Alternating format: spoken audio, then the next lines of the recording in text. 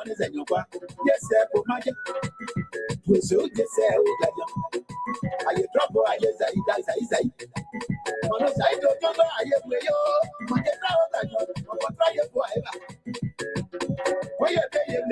Have you there? What that yourself? Put that young when you I say, oh, my God. Once I did it, I say, oh, my God. Oh,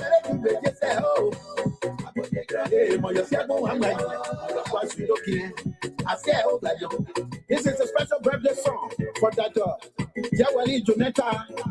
Well, we say happy birthday to you. Enjoy your new age. The graduate doctor. Not forgetting Shannon Taylor for chicken air. You want to remember her late dollar, Willow Taylor, why not Taylor? That's well. Not forgetting Brother Tuning, Welle, Patu. Justina Soul, in Taxi, Mother Teresa, Rayon Soul, in Rhode Island. Yeah, where I travel.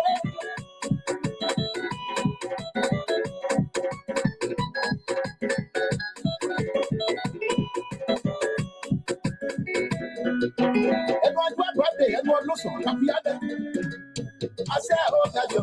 I say, oh, what's happening now? I say, you. Oh, I do this, wow, that you. And the original soul in Rhode Island. I said, no, my. And the Helena, boy, Rhode Island. Of Tommy Soul in Liberia. But you know, the let Uncle Stanley Soul. Yes, you. Says Angie in Rhode Island. Anita Zian, Minnesota. About the draw, but you drop my old legend.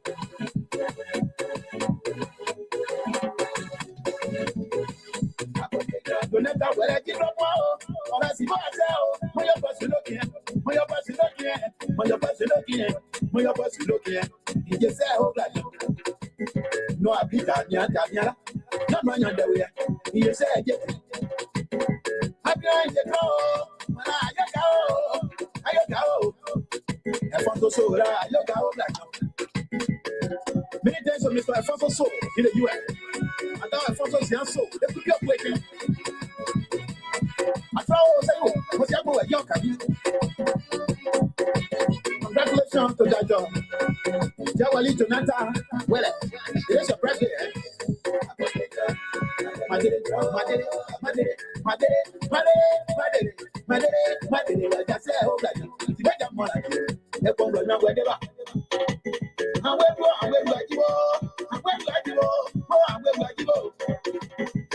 Not forgetting the cousins of the celebrant.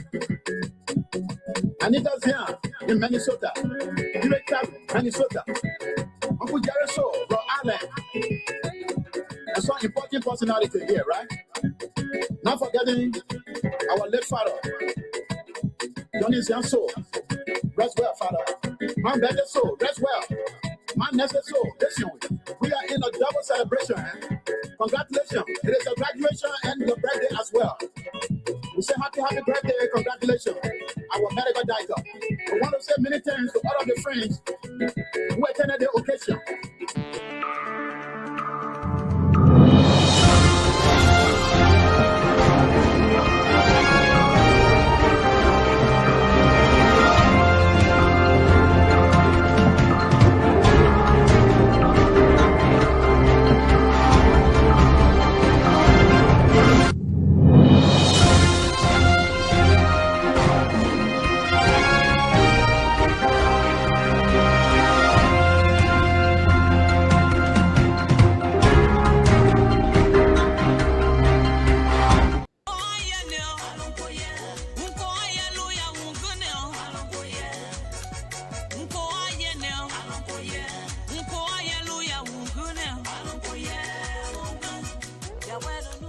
Hello listeners, this is Mazola, the lover boy.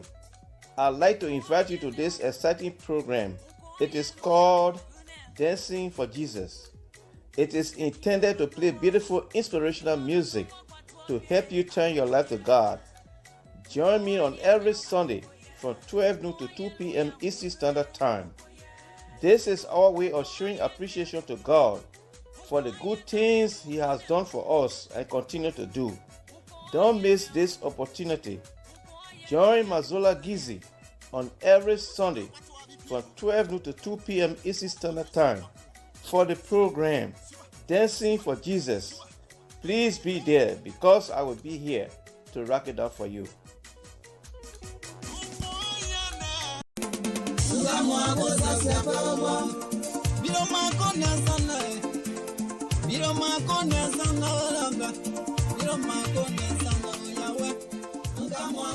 Do you want to share your events with the world? Why not contact us? We are Liberia Public Radio, LPR. We are the specialists in advertisements, commercials, radio and TV services.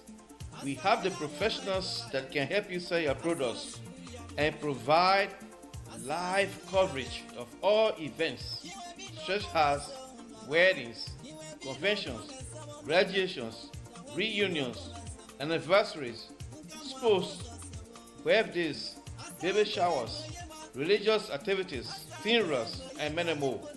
Take your phone right now and call any of the following numbers: 682-433-8802, 267-648-6089, 484-786-3337, or 916-533-2048.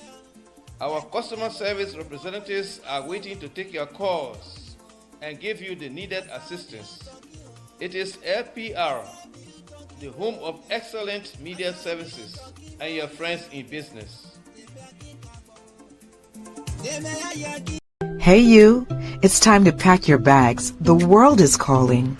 From the skies above to every corner of the map, explore all 7 continents with journeys designed especially for Europe and Africa.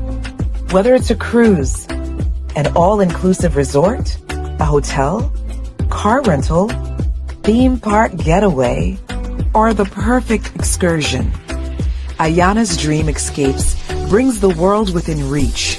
Adventures start here. Don't just dream, escape. Book now, visit our site, scan the QR code, or just call today. Good evening. So I want to welcome our viewers and listeners across the globe. I am your host and presenter of Conversaton. And so right here from the New England Bureau of the Liberia Public Radio. Good morning, good afternoon, good evening, depending on your locations. What environment here in the East Coast from the ocean state of Rwanda. I think that's a unique way to watch this crazy snow. It started again this evening. I don't know what's going on. It should be going places in Minnesota, North Dakota, and the Iowa area, but it kept going. Let me not get myself in trouble this evening here. Good evening. We say thank you so much. Welcome to the show. If this is the first time, we say you are wholeheartedly welcome. You are on the official news outlet of the Liberia Public Radio and sitting in for the Liberal Progressive. You see how peaceful, quiet this network has been since the absence of the Liberal. But very soon he will be back. The drama is about to unleash again. But we'll try as much as possible to keep it very quiet and let he comes and do his own thing. So we always sit here for him. We disagree on a lot of things vehemently, but at the end of the day, it's all about Liberia. But he told me a story today, so I said, yeah, it's true for you. He said, you'd be acting like a little chihuahua, talking. I have him on record. That one year, I will play it here when he tried to deny. I let him more really running today. Those days, water and seawater faucet, when you open the really supply pump, how the pumpkin, he was talking before he got to know he was in the middle of the river I hope you never recorded me. So I say, hold on 1 second, recording me. So I just hit the button. You heard him say, oh, I'm done. Welcome to the show.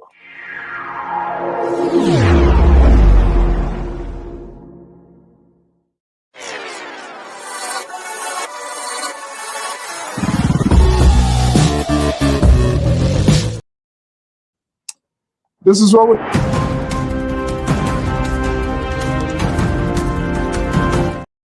from inside Liberia is our own Sapo journalist. Everybody get their own title. Paulina, thank you so much joining this early morning hour. Is our own Liberia Public Radio business reporter 3-in-1. Yeah, volunteering, giving back to the country. We say thank you so much. Good morning. And I know you're going to be a hectic week this weekend in Liberia. And as well here, the crew will be in Monrovia, as usual, taking a community initiative. Banga, Bon County, and right here in the Ocean State. Making sure what is happening in our community, good or bad, we showcase that as well. Good to have you, Tricon. Good to join us here this evening. Esther Barnes, good evening, good afternoon. My man Godwin Weado is here. Your chief of Tabata will soon be coming back again. It will be so peaceful and quiet these few days. He coming back, but I will see what he will really want to do. Let's show his juice here. Let's show who he is. Teacher, whatever you, but you make him, you give him statement to make publicly because he believes in you. We will deal with you one by one.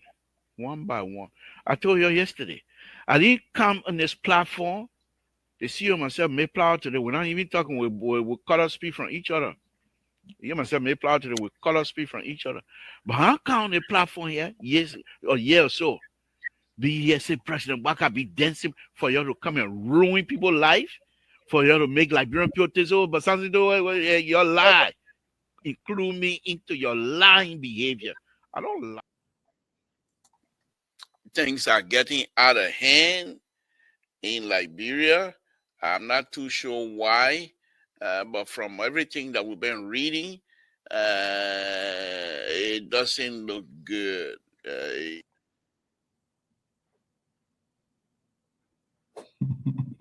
The liberal progressive. Oh, you miss going? You missing him? The chief of Tabata will soon be here. Good to have you guys here. What's the name? Willity? Maybe people call some kind of thing here. Good evening. Good to have you here for joining us. Victor, good evening. Good to have you here as well. My man, Morgan from Morrisville, Pennsylvania, always in the house, of course. Moses Mobalud, good evening, buddy. What's up with you? Tina, welcome. And James Gue is in the house. Victor is here. My man, John is in the house. And of course, behind the scene is Evelyn from Minneapolis, Minnesota. For the snow to go on outside, those are the places we know about being having heavy snow, but for some reason, it's stuck in us here this few days. Good evening. So I want to welcome you to tonight's program here. Very shortly, the analyst is going to be here, and once they come in, we will have the conversation. So we're going to create an open mic. A lot is ongoing across the globe as well. But I have a book here. I'm still going through this book. I don't know if you can see it. The Pen Has Power, Essays on Liberia's and Africa Path Forward by Professor Edmond Zaza Bablot, of a former Deputy Managing Director of the Liberia Port Authority during the administration of the late Samuel Doe, a retired classroom teacher here, professor here in the Ocean State of Liberia, community leader. I ordered this book. I just received it today, and of course, my own my boss, Kai Gerald, a lot of books out there, Liberians making contributions, trying to making it to reflect on our history, our culture, our traditions, things that we, because it seems that we are going off track. This civilization, we tend we ground ourselves into it. We're not even doing it the right way, anyways, creating problem as well. But if you're one of those who love reading, Mr. Namwe, good to have you. If you're one of those who love reading, that's another way of promoting our own people to what they do. And I think I just kind of like peruse it before coming on. Not much, just look at the chapters and some of the things here. That seems to be very loaded with a lot of information. So I'm going to go through it and hopefully and have him here for us to have a conversation here as to how he got to this point. The pen has powered essays on Liberia's and Africa path forward. Edmund Zazababla. It's on Amazon. $30. It's time to don't find our $30. I mean, people sit down, do a lot of research, brand their brains, take it here and there, and you see you get a very solid, good, solid back. I think they have the how you call it, whatever version, different version depending on what you want. It's always there. So I'm gonna go through it, and Kai Gerald, another award-winning journalist, a series of books coming out, making enormous contributions in the country, taking it back to remember, to reflect on some of the things that we are missing now, and tend to shift the poles in our political discourse. I mean, a lot of lessons can be learned from that. So just go on Amazon, you type in Edmund, is Edmund, Zaza, Zar, Babler, Bargbor. You type that name, definitely you're going to get that book. And of course, Kai Gerald, tons of books on Amazon. Doing a lot of books for Liberian schools. And hopefully you will be out, because we tend to forget our directions. We don't know what we just going on to. It seems not to remember where we are coming from. And part of that is a problem. Let's take a break, and I will be right back. And we're going to peruse some of the daily news to see what is happening inside Liberia, what we need to know. And of course, we always pick out of you to get your thoughts on things that's happening, things that we don't talk about. But interestingly, tomorrow evening is going to be a packed one here. I will be hosting the former Minister of Youth and Sports, Republic of Liberia, former soccer legend. We are good friends, but the only thing, the thing I got the viral here, Barrow man, me man, so we can't do that one now with the viral. Minister D. Zoka was a very good friend who really maintains friendship regardless of he being in position. He's one of those that is indeed is a friend. So D. Zoka Wilson will be joining me here tomorrow in an exclusive. And we're really going to touch on high call button issues affecting the country. I want to know, there are a lot of conversation here. I don't like too much of these gossip. One come, oh, we left this other one here. Most of them come here. Oh, the other people do this one. They want to do this one. So but I like to hear from the house's mouth. I really want to know the working relationship, because the issue of people we call disadvantaged youth, even though they are adults, they are grown or men and whatever it is, how is the Ministry of Youth and all the other social services? I don't know whether we are making progress. But Moses is here from Delaware, a good friend to Joe Biden, Joseph Boyka, and he's so very friendly with a lot of the presidents, so they are with the presidency. Good evening, Mr. Saw. Oh, well, now you try to be so nice this evening. You can't wait for me to get good evening. How are you today? Good. How are you? I'm doing fine. Thank you for asking. Yeah, I like that mic. You know, man, the guys, LPR guys here, man, they always use some classic. I love that mic. Oh, thank you, thank you. But you know what? We have to relocate that mic to main studio in New England with a new. All right, that's a possibility. That's what I started with Lpr, right? Every time when I Uh-huh. go about stuff, so I say, you know what? Uh-huh. You are a sub studio. The main studio needs to have what we didn't want to. Well, The first one can he said, the second absolutely. one, yeah, first one he said, the second one he said, the third one he said, oh, it doesn't your jumping. It doesn't your jumping spot. No, nothing coming again.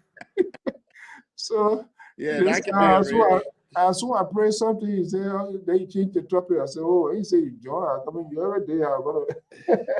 that can certainly happen because hopefully we will have enough money to purchase this for everybody. The network been so quiet. Even the Clarence, the one causing trouble every day, blah blah. But sooner or later, this guy gonna be back again. There's gonna be another chaos here with his Tabata Higgy. You know, but I'll be honest. I mean, how peaceful has it been since he left? Any trouble? Any drama on our program? No, I plead the fifth because when he comes back, I don't want him to be locking me up in the garage. Oh, you're afraid? Be careful what you say. Yeah, you already. Because I know he can watch the show. When I get back, I will deal with these people. Yeah, but you're more like a soothsayer. That's exactly what he was saying. I know who talking for me, who talk against me. I said, who cares? So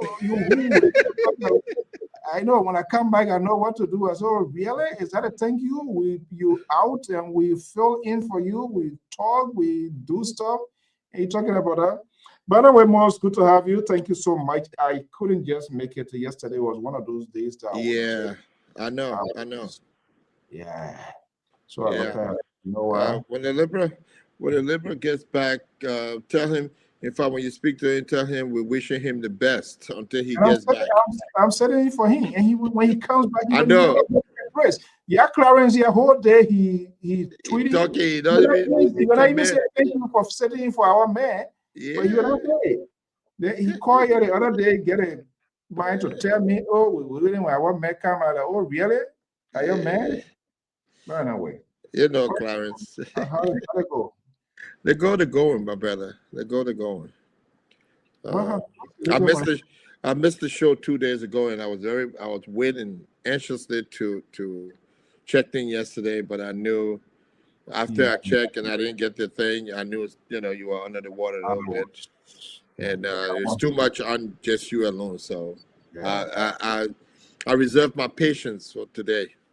Yeah, that one. Even on the ocean, even water. I know. We make it. I know.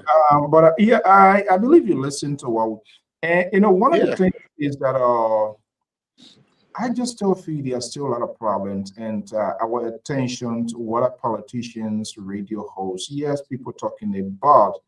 I don't know that whether is resonating with the right people, or it's out of it's a deliberate actions on the part of politician, government paying less attention. It's a part of a ploy to have them to do what they are doing. But in the absence of the young generations, some sort of investment or adequate robust process, program, rehabilitation, integrations. And I said that I think government needs to shift her position to focus more or less on the vocational institution. I mean, that's how the Rwanda and other countries that are more or less progressing and being self-dependent nowadays, they are doing well because the vocational part helps to kind of like empower people, make them self-productive, well meaningful. They don't have to wait for you. They don't have to wait for me. They don't have to wait for government. They are self-employed because skill kick in. I just think that why it should be like. And Minister D. Zoka wasn't going to be here tomorrow. Former Minister D. Zoka wasn't going to be here tomorrow. I really do have interest where they led the TVET program. Those are programs that are meant to straighten, especially the young generations. In those programs, have been heavily supported by a agency. But let me just bring you in. What's going on in your country?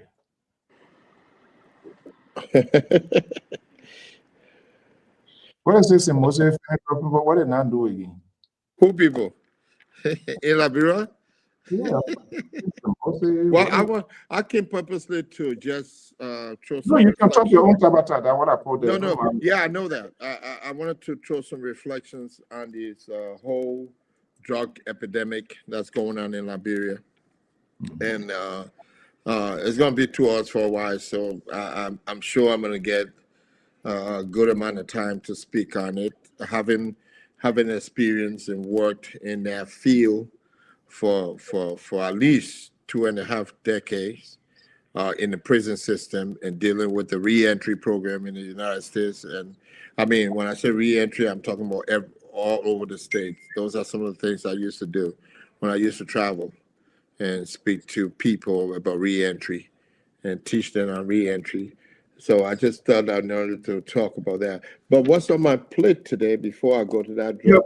Yeah, quickly, Moses, I hate to interrupt.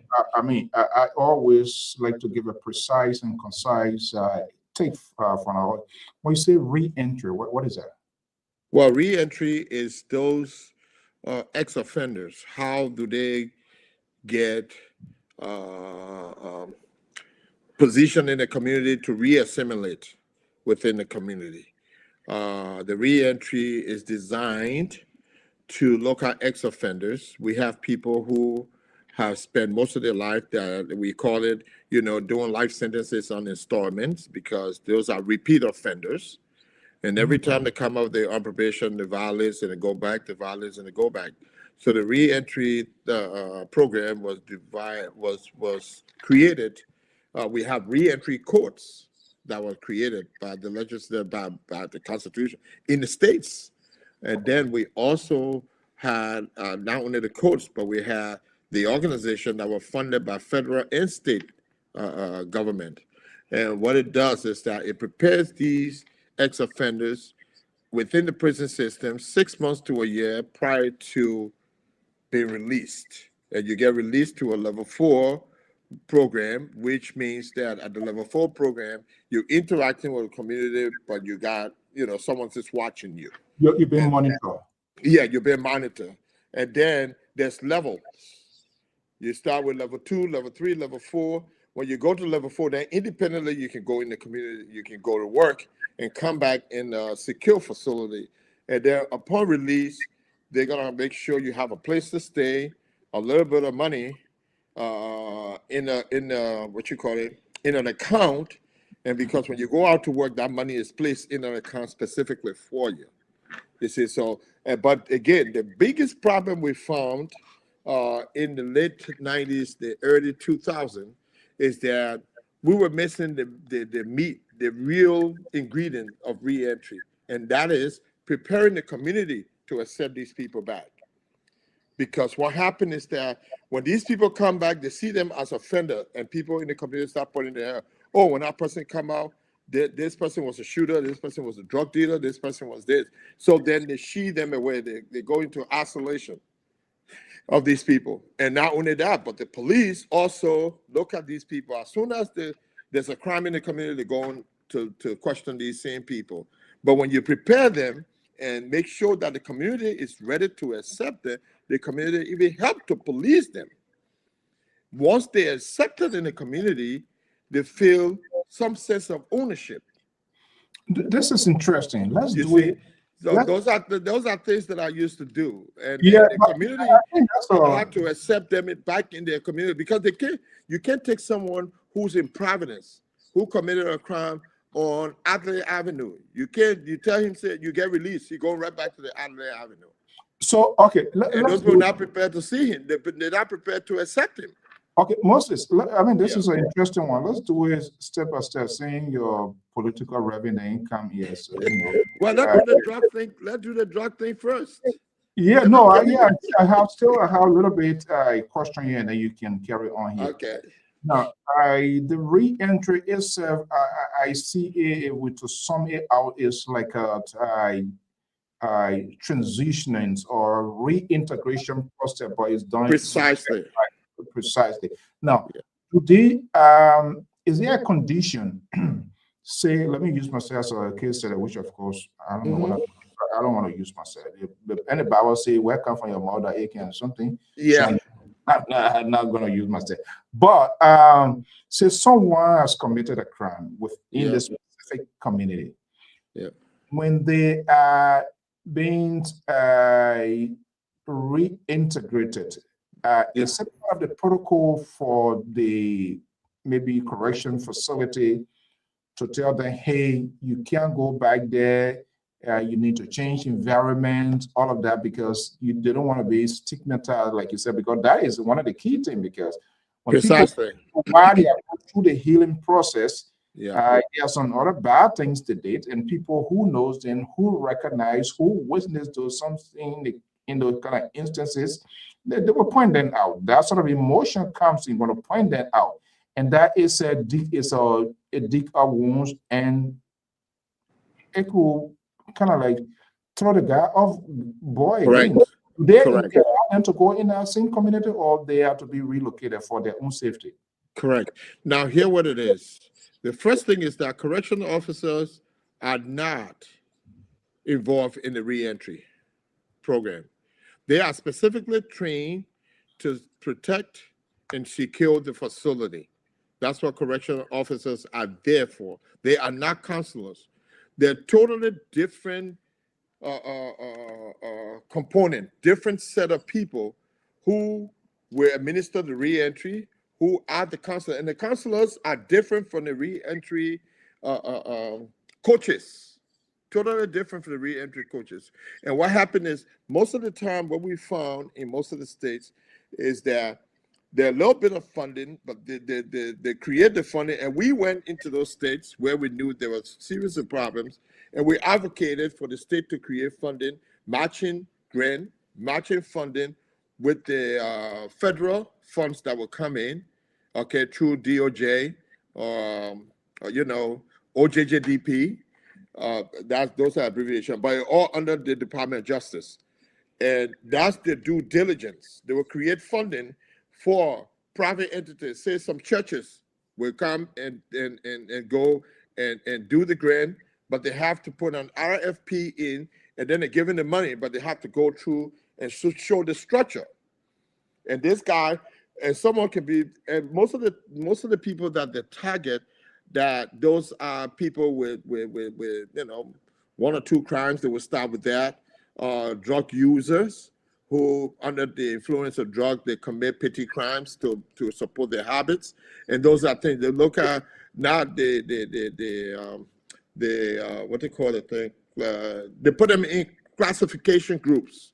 So if you know that you have a pedophile who doing things to kids and rapists, those people, they don't have a chance to do that. They do their time and they get out. We're talking about the misdemeanor charges, less offensive, that are creating nuisance in the community. Those are the people they target first. And the group continues to go, or the church, or whoever is a minister there, we have series of workshops within the correction facility. And that's where the correction officer creates the safety of those people coming in from the street. And they will go through like 6 months of intense training. And then they will graduate from the program before they go out. We have one they call My Brother's Keeper. My Brother's Keeper has a series of curriculum that everyone had to go through to graduate. Then you go and you petition the court, the judicial system. I completed my Brother to Brother program. Or sometimes some of these people are sentenced to My Brother's Keeper. Once you complete it, you can get out on probation. And then at that time, we start working with them on a reentry piece. So that's what it's a whole structure to it. But corrections officers are not in charge of reentry. They're there to secure the facility. That's all they're trained to do. Oh, So it doesn't conflict. It doesn't conflict. Do you know what I know? In the science saying, do you know what is happening in our case? Oh no, it can't happen in there. There's a whole legislative mandate that needs to come out. Especially, you see, and these are things that I'm talking about. Especially the woman is your friend. So the woman, you don't like me to talk about it, but I will talk it. The woman that's your friend. You guys work hard here. I think I saw Johnny there. I think I saw him here the other day. Yeah, so Johnny was there. Yeah. You guys work hard here to get him to be. What is still holding on? I mean, Jerry Bacon is already in the France. What is holding up? What are you waiting for? Well, I can't tell you anything. I mean, the thing about it is that, and I keep saying it, many of us in this country, we have become a resource to our country. And they need to tap into some of us who have worked here, have the experiences, and can do some things to at least affect a little bit of change in certain places, not all places, but we got expertise in certain areas. So if this thing comes out, and that's what I'm going to talk to you about when we talk about the drug user, because there's different category of drug users. And, you know, the conversation yesterday, that would bring me to talk about the drug users. The conversation yesterday, I heard the Reverend talked about, all drug users are criminals. And that's a myth. All drug users are not criminals. We've seen it in this country. We got people who have the finances to abuse drugs. Michael Jackson, he died of drugs overdose. He was an abuser. Elvis Presley died of drug overdose. He was an abuser. Or he had dependency. And those are the categories. You got abuser, you got dependent, you got addiction. Those are different categories. Different categories of drug use. So you have to define if the person is if drug is enabling them to work. There are certain people who can't go on stage. Who the bottom line, somebody doing something like things, somebody doing something. So who determines who is a user, who is an abuser? Okay, that is determined. That is determined through a clinician. There are people trained. Okay. Therapeutic clinicians are higher, and that's why I wanted to go there. Because when you talk about rehabilitation, you know, first of all, you have to build an institution. When you talk about drug treatment program creates first has to have a 24-hour supervision service. Totally 24-hour supervision. So people working there 24 hours a day. The other thing they have to do, they have to hire licensed clinicians. Once you hire your licensed clinicians, some of the things you need to provide in that facility is fitness equipment, private room availability, and a secure facility that people cannot just walk out and leave. And then you give them organic food, because once they're in the rehab, their body has been conditioned to the drug use. And when a person decomposes, say for instance, someone is being on drugs. The one that also said, Dr. Marilla, the one that also said they can't even get to eat. Well, you see, that's a holistic piece of it. That's a holistic piece of it. But you see, somebody who's been on drugs for 10, 15 years, it's not a rehabilitation. You're not putting them through rehabilitation, in my own estimation. You have to rehabilitate them going through their entire body.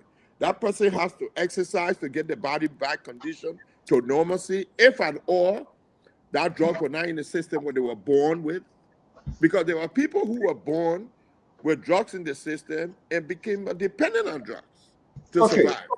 All right. Let me hold you there. Dr. Mali is here, and you will carry on your tabata because I think you and Libra are talking behind the scene here tonight and stuff. Dr. Mali, good evening. Welcome. Yes. How are you, sir? How you doing, Boozer? I mean, like I said, I think that did I even throw a message in there yesterday that was not coming out, but I just got crushed. So I say I can't even remember what I ever messaged the team that I was unable to come on yesterday. No, you didn't message us, but that's Really? okay. We knew. No problem. These are the kind of things the so-called board chairman here that we in pension will do this. I will call him and ask him to have pity on you. Yeah, I sincerely apologize. I think I should have done that, but I just got to. Dr. Mara, good to have you here. I think I said a message is open mic.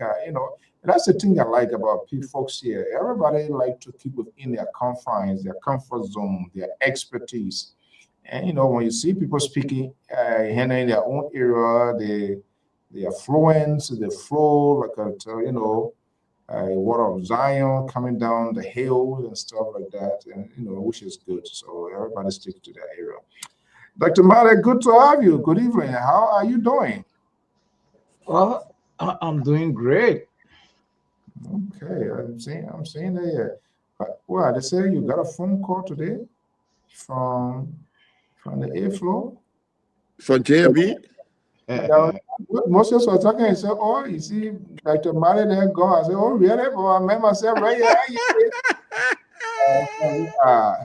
Good thing, but Dr. Mara was listening in the background. He's scared now, so you can. I know. Yeah, but I mean, we'll say like an open mic. But I know tomorrow I'll be having D. Zoka Wilson. Because the issue, and that's Moses was just, he was in here, but he got what we say, and it's a problem.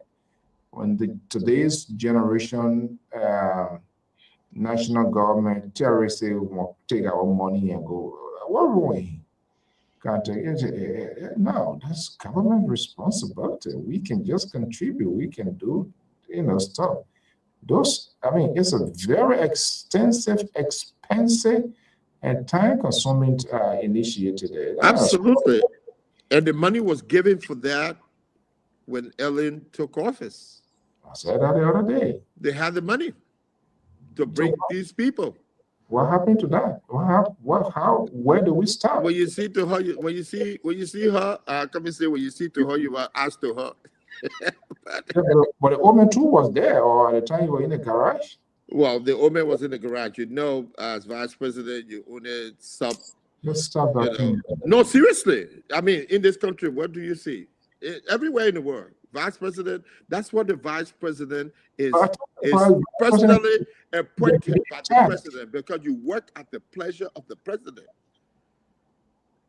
The president tells you what to do. The only time you got the independence to do that, we saw that. Mr. So you saw that during the Tottenham administration. In fact, I'm going to go back in the next couple of weeks to tell you. I will send you some videos to watch. In 1956, what happened with Torber when they got, after the 44 election, the 56 election, and all of that. But, so not so sudden that the vice president does anything. He only advises. CEO. Yeah, you guys. CEO, I don't even know what we're going back to that discussion. I know, right? The issue is, because if the argument is that I was a vice president, I'm a co-host to the moderator, and so I can do certain things. Okay, granted. Now I'm in charge. So then nobody can ask now. Say a co-host in charge now. What happened 3 months ago when you are a co-host then, and so went on? Will it be wrong if I? Yes. Is it wrong if I answer to that? Is it wrong? In my estimation, yes. Okay. This is where now those are some of the things they call business as usual. This is why organization don't grow, country don't grow. No, give me chance. Give me chance. You see, let me change the topic now. No, we're not changing the topic. We're on the same topic. We'll come back. All right. Okay. Money was given for this project. I serve as a vice president. Now, what happened there? That chapter came to an end. I'm in charge now. The problem has even resurfaced triple time now under my administration. when I should be paying attention to something else. Yeah. Shouldn't I talk about it? Then you're telling me no? No, Shouldn't that's not say what I yes? meant. Shouldn't That's I not what say? That's not what I'm saying, sir. No. That way you going. No, that's Shouldn't not what I I'm say, saying. oh, we have 50%. He just come through. Yeah, we have 50% to solve this problem 2 years ago. We did not solve it. Correct. All right. I'm in charge now. The problem has caught up with me. How we solve it then? It would have been lessened now. It would have been reduced now. So is it wrong for me now in charge as a moderator to talk about that? Since I'm not in charge, I no more co-host. Is it wrong? No, it's not wrong. Well, if you say it's not wrong, then why His Excellency is not addressing this issue? What happened in the past for which thing has caught up with also badly at this hour? Okay, let me answer that real quick. Very quick. The reason why you can ask him about what happened 12 years ago because he was not in charge. He couldn't do anything. No, I said nah. That's from now. That's the thing that wait a minute. No. I said we'll forget about 12 years. You in charge now. Okay, shouldn't you talk about it? That's what I'm coming to. No, you're not coming to it. You're still going back to say you 12 years ago. You can't talk about it. I think he tries to make a connection. Let's see where he's going. No, he's retrogressing. He's wasting our time. You already in charge. I'll take it from right there. Dr. Mali, I think we can develop. We can develop questions from there. Go ahead, Moses. So here what it is. The CEO, the moderator, asked the question. He was there at the time. They got the money. Why didn't they do it? My input is that he didn't have control there. He couldn't have done anything because he worked at the pleasure of the president because you work when you're elected. So guess what?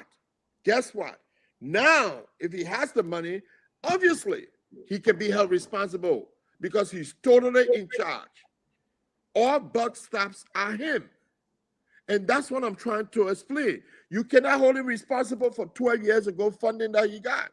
When in fact, the Constitution, everywhere you get election and the president unilaterally picks the vice president has to work at the pleasure of the president. At some point in time, you can be marginalized by the president. Only two jobs you have as a vice president elected under democracy. One is you work at the pleasure of the president. The president tells you what to do, just like the president appointed you, and you oversee the Senate when they vote and you break the tie. That's your only responsibility as per the Constitution. CEO, 10 seconds. As per the Constitution. I'm not answering my question yet. So we're not doing hypotheticals here. All I'm saying, sir, I was responding to the CEO question. He was there as vice president. Why didn't they do it? And I said, you can't hold him responsible. No, that's not my question. Hold on. But that's what I was responding to. Let me hold on 1 second. So that's not my question. He was Moses, to your response. He was not in charge then. Yeah. Did he know what was happening then? Listen, my brother. Vice president are not supposed to rock the boat.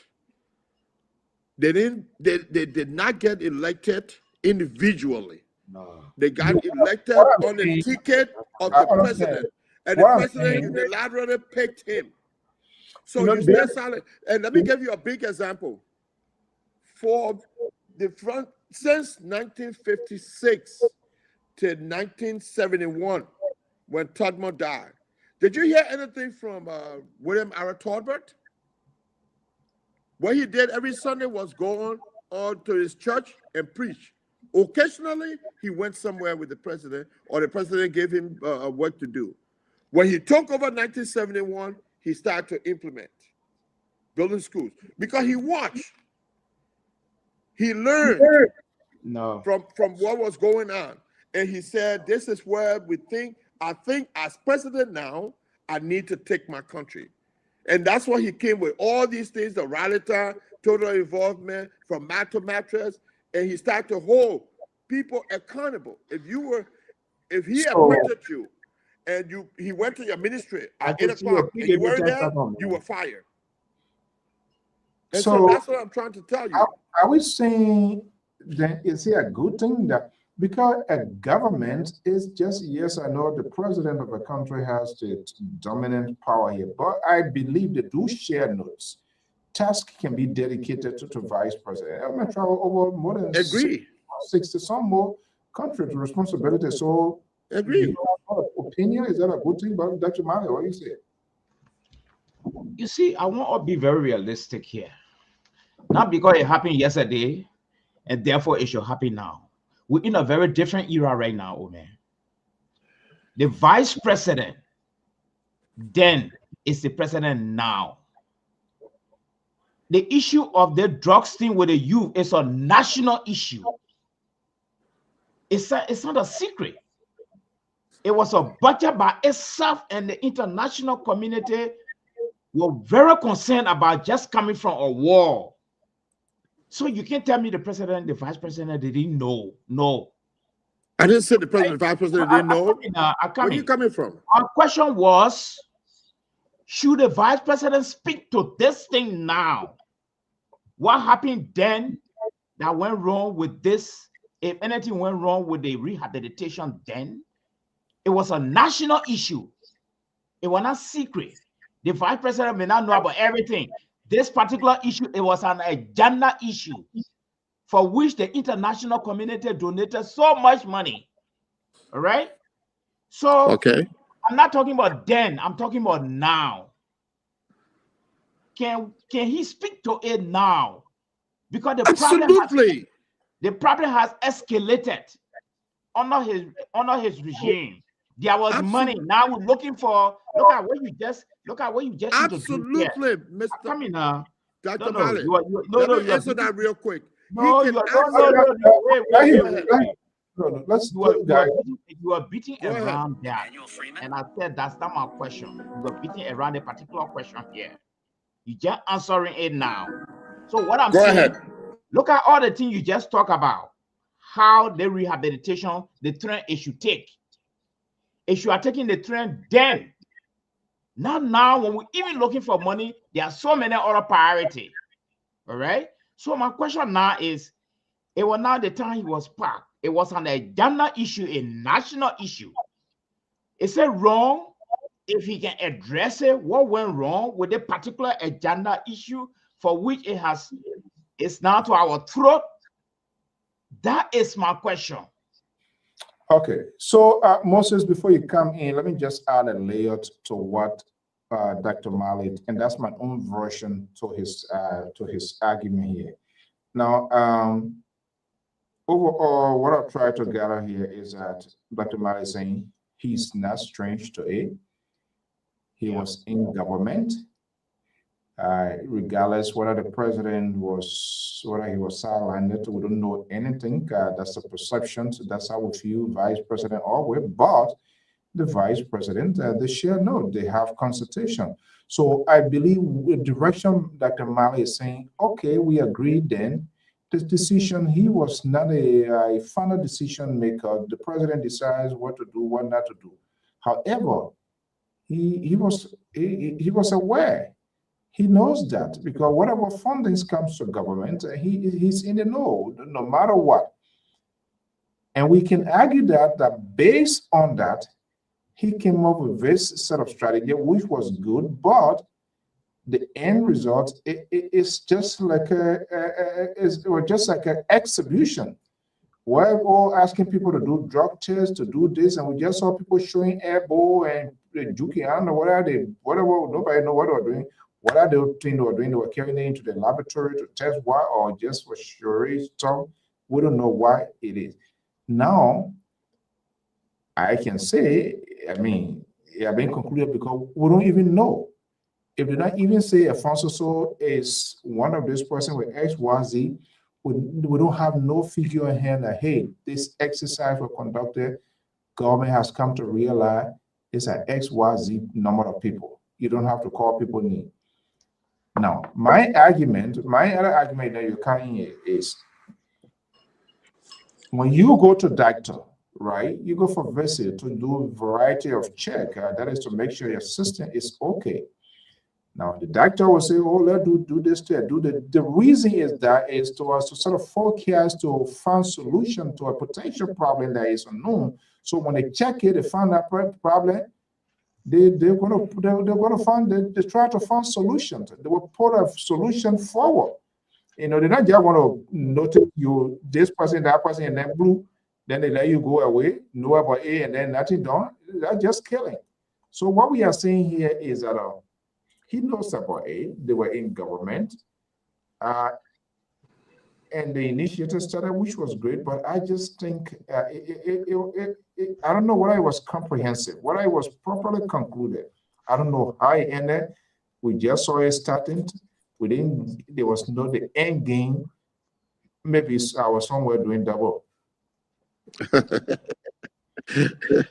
The Reverend, good evening, welcome. Good evening to the panel, to everybody, and to the examiner himself. Yeah. Okay, so you need me to. I only met the Lpr press, so he said, I said, you see there? Yeah, no, I talked to the man. I'm joking. I talked to the man today. I tell you, the only person Moses or put Moses on water bar with. Really? Wow. Wow. Okay. Do you have the recording? Yeah? Oh, I know. No, The one you can't even cry. I don't want to go there. I go to the show. Yeah, very happy, Moses. well, Mr. So, you He's need me here to now, or he's respond? staying in Liberia? He's in Labra, but he's suspected very soon. I think that Okay. in a couple of days he should be here. Yeah, I can't wait for him to come. I want to know whether he danced with the devil. Oh yeah, he did. As he, You saw the man right there. the way the man cried today, Ah, I'm waiting for you to come here Wow. to That was liquor talk, Mr. So. Why you? Those are liquor talk. Those are not real things. liquor talk. I know liquor talk. You want to be like George So why Solo? he cried on the government? George Solo? They lit. But Mr. Rescue So, 3, they just say labor respond. compromise. Rescue 3, Mr. So say labor compromise. Starting over. Oh, He has fallen into the hyenas already finish taking it. Wow. But go ahead, Moses. thank you, Mr. So. Now, hear what I'm saying, Mr. So. I think now it's the responsibility of the chief executive to address the drug issue. The question first, or the assertion first, that I was responding to is the fact that what was he doing 12 years ago? And that's when I made a statement that the vice president work at the pleasure of the president and can only do what the president tells them, or supervise or go in and for the Senate when they're voting to break the tie and conduct the voting. However, here's where I'm coming from, and that's why I thought that this topic yesterday was very important, that I really, or Monday, that I really wanted to tap into, on Sunday rather. Yeah, what happened? Today, our people need to understand that drug treatment is not just grabbing people off the street and talking to them. I send that video to the show so that you guys can see the question. They question people and tell them, say, these are the youth, so-called Zocos. You got somebody saying that they're 37 years old, 32 years old, and you're calling them youth. That's the first mistake. Drug enforcement agency is there to execute drug enforcement. They're not treatment trained. They're not counselors to talk to the guys in the street. So we put people in positions, and the positions are not defined, and they go beyond to do other things. And that's what I think is wrong. They need to have a format. The drug treatment starts with a clinician, but these people have to be put in a facility where they can have. Let me name some of the things that is needed in a drug treatment. I already named the other one. In order to rehabilitate, some of them you cannot rehabilitate them. because the child was 5 years old and they were recruited, or the child was born from a mother who was a drug addict. That child has drugs in the system. So it's easier for them to continue the drug when they get to the age. So that trace is in their blood already, and they need it. And if you don't give it to them, you don't have the capacity to give it to them, they will find somewhere to get it at. Okay, so you want to rehabilitate. But when you talk about rehabilitation center, you need to tie vocational training with them. Okay, you need to do job readiness with them. You need to do job placement with them. You need to do housing and community re-entry. These are the things that fall with a holistic rehabilitation or habilitation center. And these are things that money needs to be put in place for, and the legislator. You see, now that we see people going in the street and they're snatching up all these drugs, most of the time, this country went through the same thing. The great United States. The great United States. Under Reagan, drugs were floating in this country like crazy. When Reagan, when they prosecuted people and Oliver North went to jail, then they came up with a sense of say no to drugs. It was just a formality. They know they just couldn't say no to drugs. Later on, before they start to say, oh, we need some treatment centers. Then the treatment centers started to come up. You see, so you go through stages. Now, they're looking at addressing the drug issue. This is the first time I think they're really trying to put something on the drug issue with the DEA. But those people need to be trained appropriately, compensated appropriately, so that they can stop the conflict, so that they cannot get involved, and they need to create a dignified DEA department that will go after the big wigs and not the small wigs. The demands are there. So if the demands are there, the suppliers will come. All right, let me bring in, thank you so much. Sorry, everybody on the Tabata. Let me just say that real quick. I hope that, you see, that's what this show is so good. We got different people with different expertise in here. And I hope that they can listen so that they can start thinking in those directions. No, I'm not crying on Darius Dillon, but some of these things that I named, I don't know if Darius has them at his rehab center. Some of these things, because he was the first to come and say he built a rehabilitation center. But I'm not sure if all of these things I just named are there. And this has to be a government initiative, not private initiative. It has to be a government. That's what it's a very costly process. Even institutions that we see here running. And legislators need to look at this. They need somebody to educate them on this so that they can create some statutes on that. Okay, Mr. Collins, let's hear your own Tabata. I don't go with, do you have to listen to Moses Tabata? I think they don't mind. Yeah, I prepared there. So as I asked him here, he said, oh no, they were in the vanguard. I mean, Jerry back on here again. Y'all leave Jerry alone. That man in a strategic position right now. He can't talk. A friend of Waka. Man can't talk all. Who knows? Maybe the assignment overseer we don't know. So we can even say Moses and I even eating something. Okay, let's hear you, Terry. What's your Tabata? What's happening? But Minister Wilson will be coming here tomorrow. It's 7 o'clock. I'm going to do an exclusive, but I'm hoping right after maybe 30-45 minutes, then I usher you guys in to ask your own question too. I think that would be something we can work out. But go ahead. Well, actually, it's just the normal routine of everything going on in the country as usual and normal.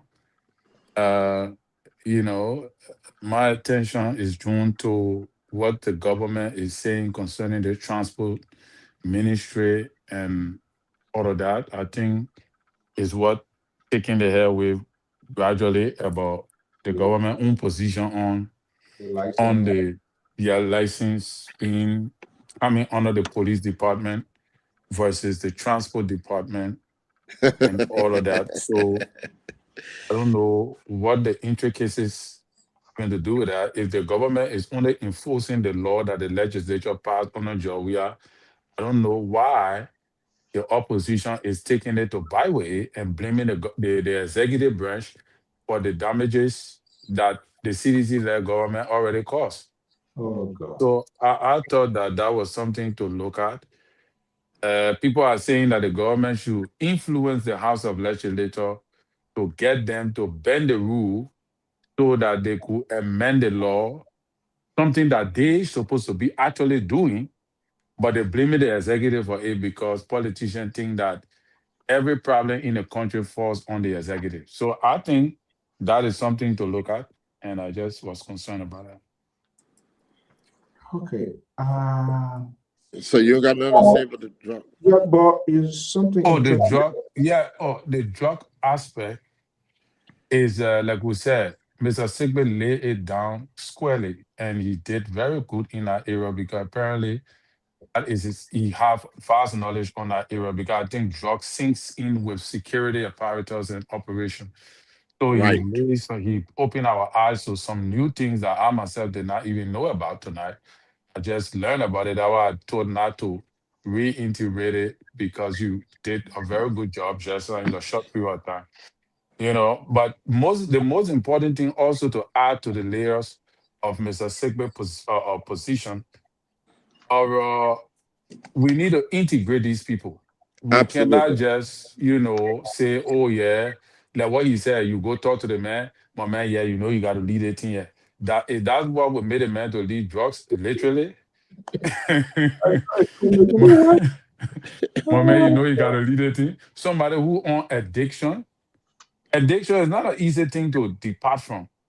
You have to give the man something to replace that addiction for. So you have to, after you get his system clean, you have to integrate him. You have to teach him how to be disciplined to go to sit in class and go through all the vocational program because the discipline to sit in class is a whole new level. That alone is education. To be disciplined to go to school every now and then, that alone need education. So do we have a society that is able to be disciplined enough to sit down in class and take lessons and pass and fail and accept result and continue going to school? Do we have the caliber of people to do that? Do we have public awareness that will inform the people as to all of these intricacies involving all of that? So I think the drug something is a huge aspect that the government need to pay attention to. But like I said, this is not the work of the government alone. I come by again tonight for to pull out for the yeah. I want to stretch Esther in because she ran away. Okay. Dr. Marley? Well, I think I got something else to talk about tonight because it's like from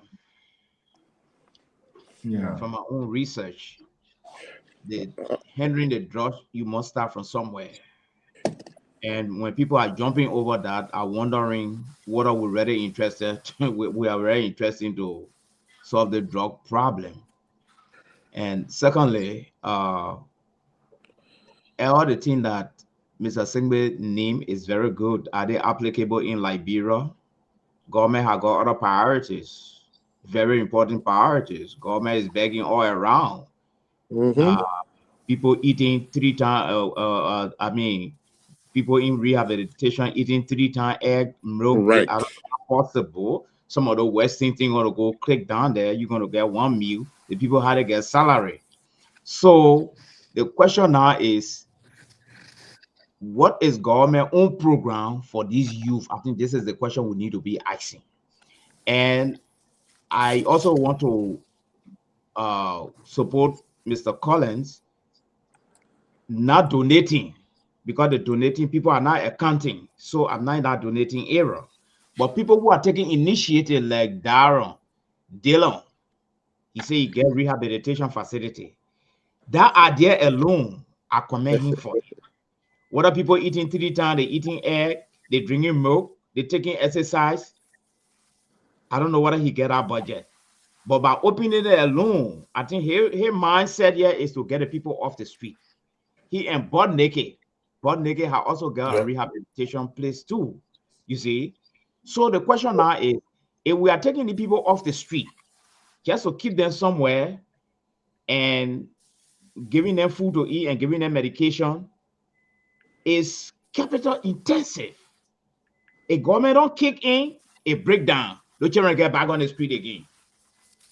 You see, they don't will not be taking half of his 15,000 salary to his children. That government responsibility. So a government will come in to support, because the people are called a stakeholder now, helping government. Okay, and which of course is a very good idea. But government will now have to come in now to buttress these people 3 ways. Either you pay the salary of the people that are working there, or you help with food, or you bring in nurses with medication to be helping them. But government got to kick in. Yes. Other than that, all the children after 6 months, somebody rehabilitation will just fall flat to the ground. 500 children get back again on the fee. They know the trick already. They know where they be getting the drugs. They're going by again. They get reinfected.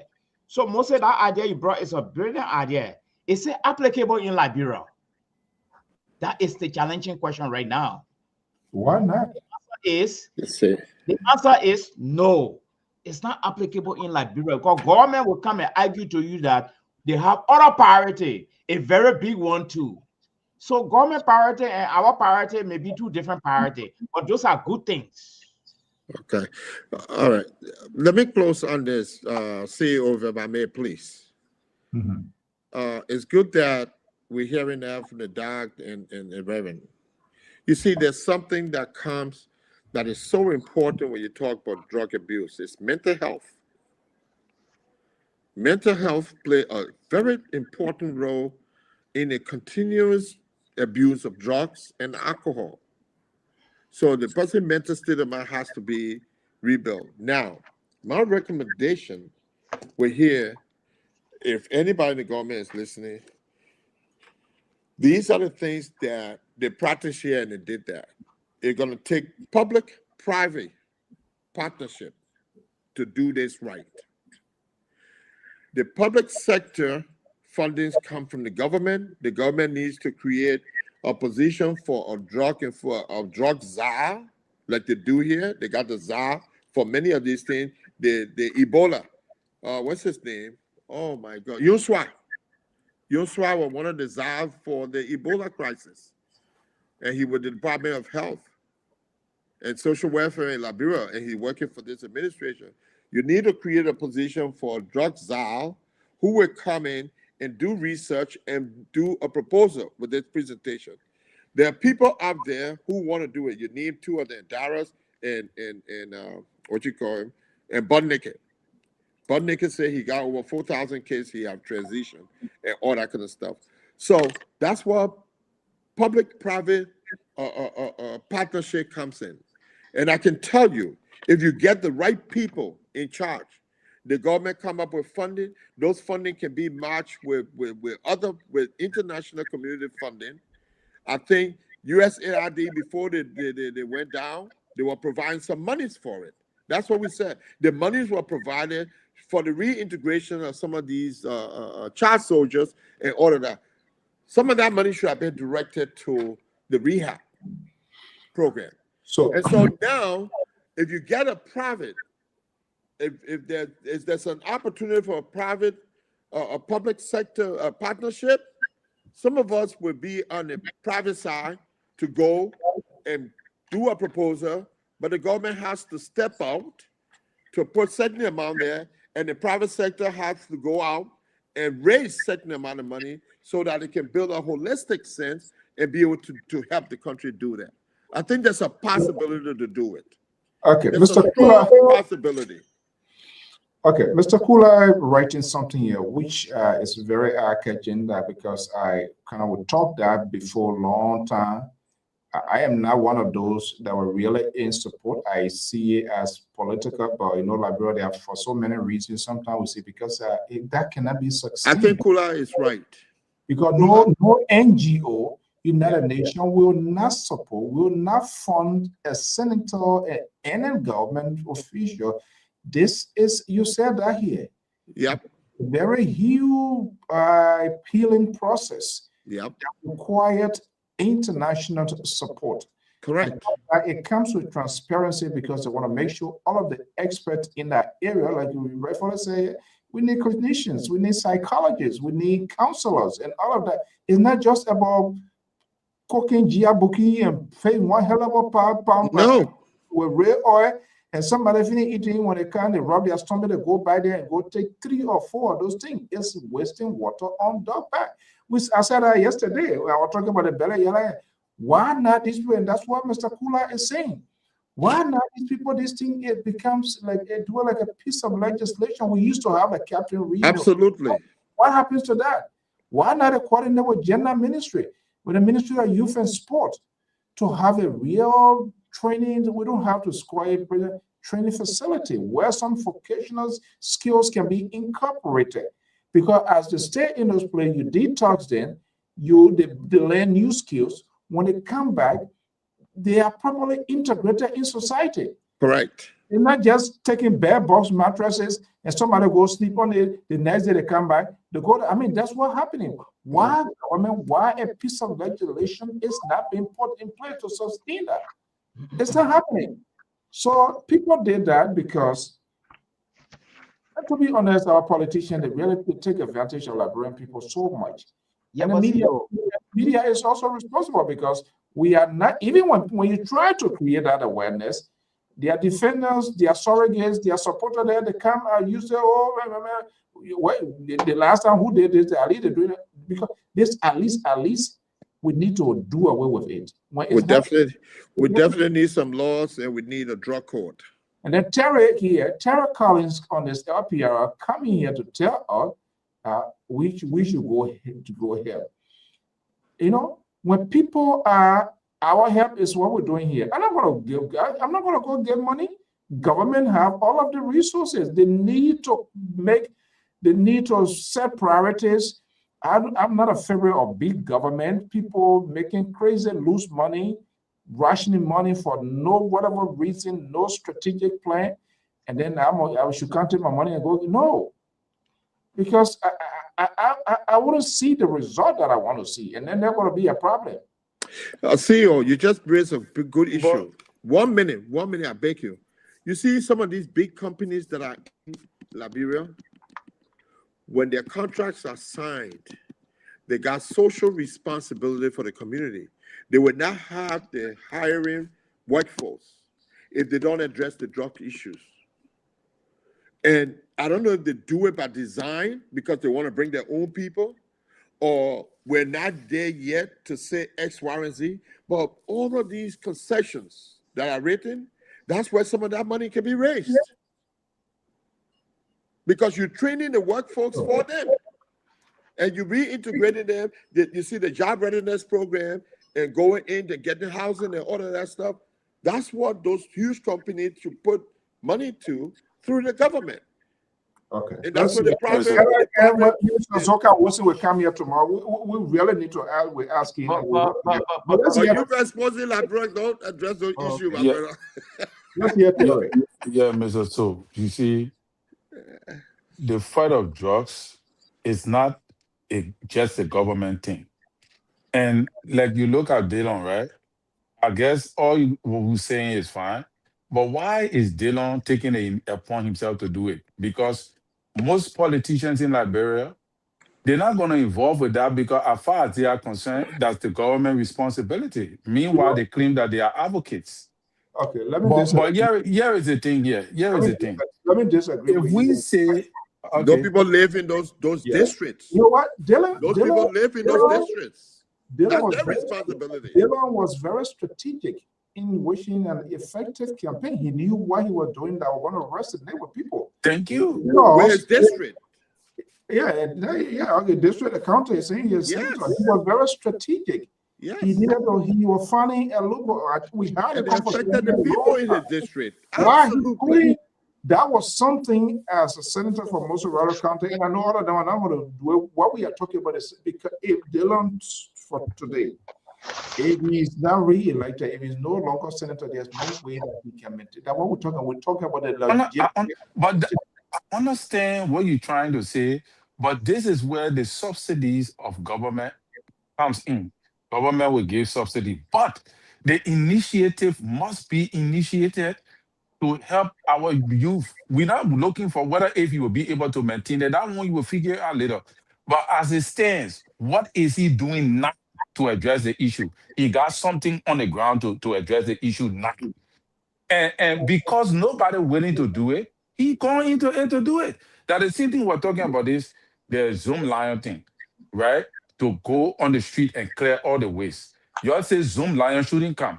But which Liberian company now that is willing and available to take the waste from the street? So you see, we always dangling. We want something, but we want it to be done the right way, and we want it to be done in a certain way that will please our own opinion. We're all understanding that the country we're talking about here, nothing. The country ain't got nothing.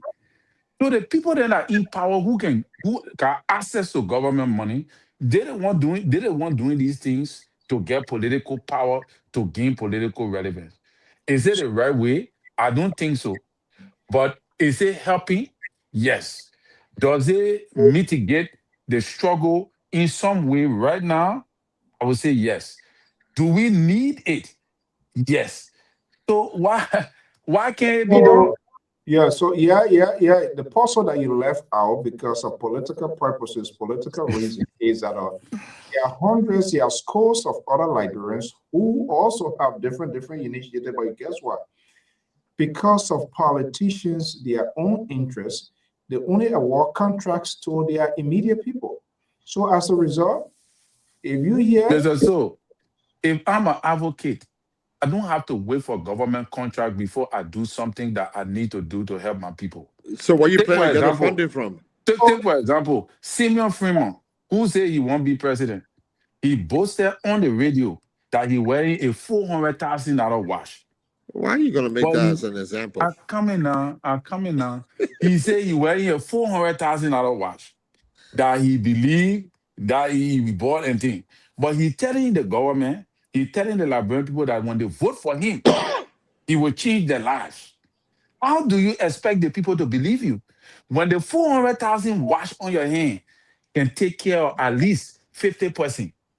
But you talking about it from the street. But you talking about it giving credence to him. You shouldn't even repeat what he said because you know it's never going to work. The reason I'm saying it is because we have potential Liberians who can take on this venture without even government intervention. Government has to be involved with drugs, though. I agree, but they cannot. They're not doing it. All right, yeah, but they're blaming everything on the government, and you know that the government do not have the budget. That's what Dr. Mali said. What my contention here, Dr. Mali raised a very fine point the other day, even though we joke about it. How do we solve the drug problem? We can start by firstly by enforcing the law from the legislature that every government employee should take the drug test. We can start it by doing that. Every government employee. Okay, the one who airboy or joking, what happened to the result? I know. We want whoever. And lastly, I want to say, people who showed all their airball, their nose, everything, what become of it? So no. Lastly, Mr. So. No, lastly, for you say God. You remember people taking the first test you told you a minister, what happened to it? Who took the test? And the first president and vice president in the republic to go live and take the drug test. Yeah, that's so a record. What happened? What happened after that?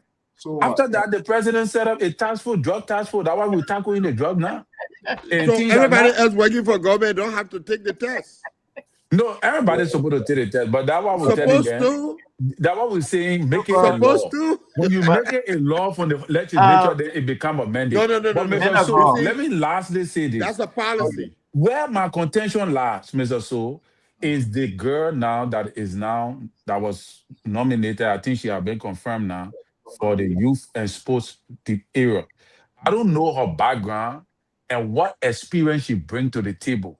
Because if she do not come with the experience necessary for this particular position, I think we're going to have a problem. I think that is what we're supposed to be talking about instead of dwelling on this kind of thing that will not go anywhere. But The see people you. that are supposed to Second, please. that's the committee that confirm her. Anything we talk now is just a job on exercise. We just 10 seconds, please. You see, we're overlooking certain things here, and it's going to come back to haunt us again tomorrow. Let's say, for instance, what's going on right now. There's donor fatigue going on right now. You know why? The former president was able to attract $16 billion direct foreign investment in Liberia. The records are there. $5 million from private area. Yep. Then about yes. Yep. Then what now? What are you saying? Then $4.6 billion in debt relief. Yes. It's coming to haunt us again because there's no way our government can go outside and tell someone, oh, the child soldier issue, we want money. Your please help us. It's not possible right now because that money is in this budget.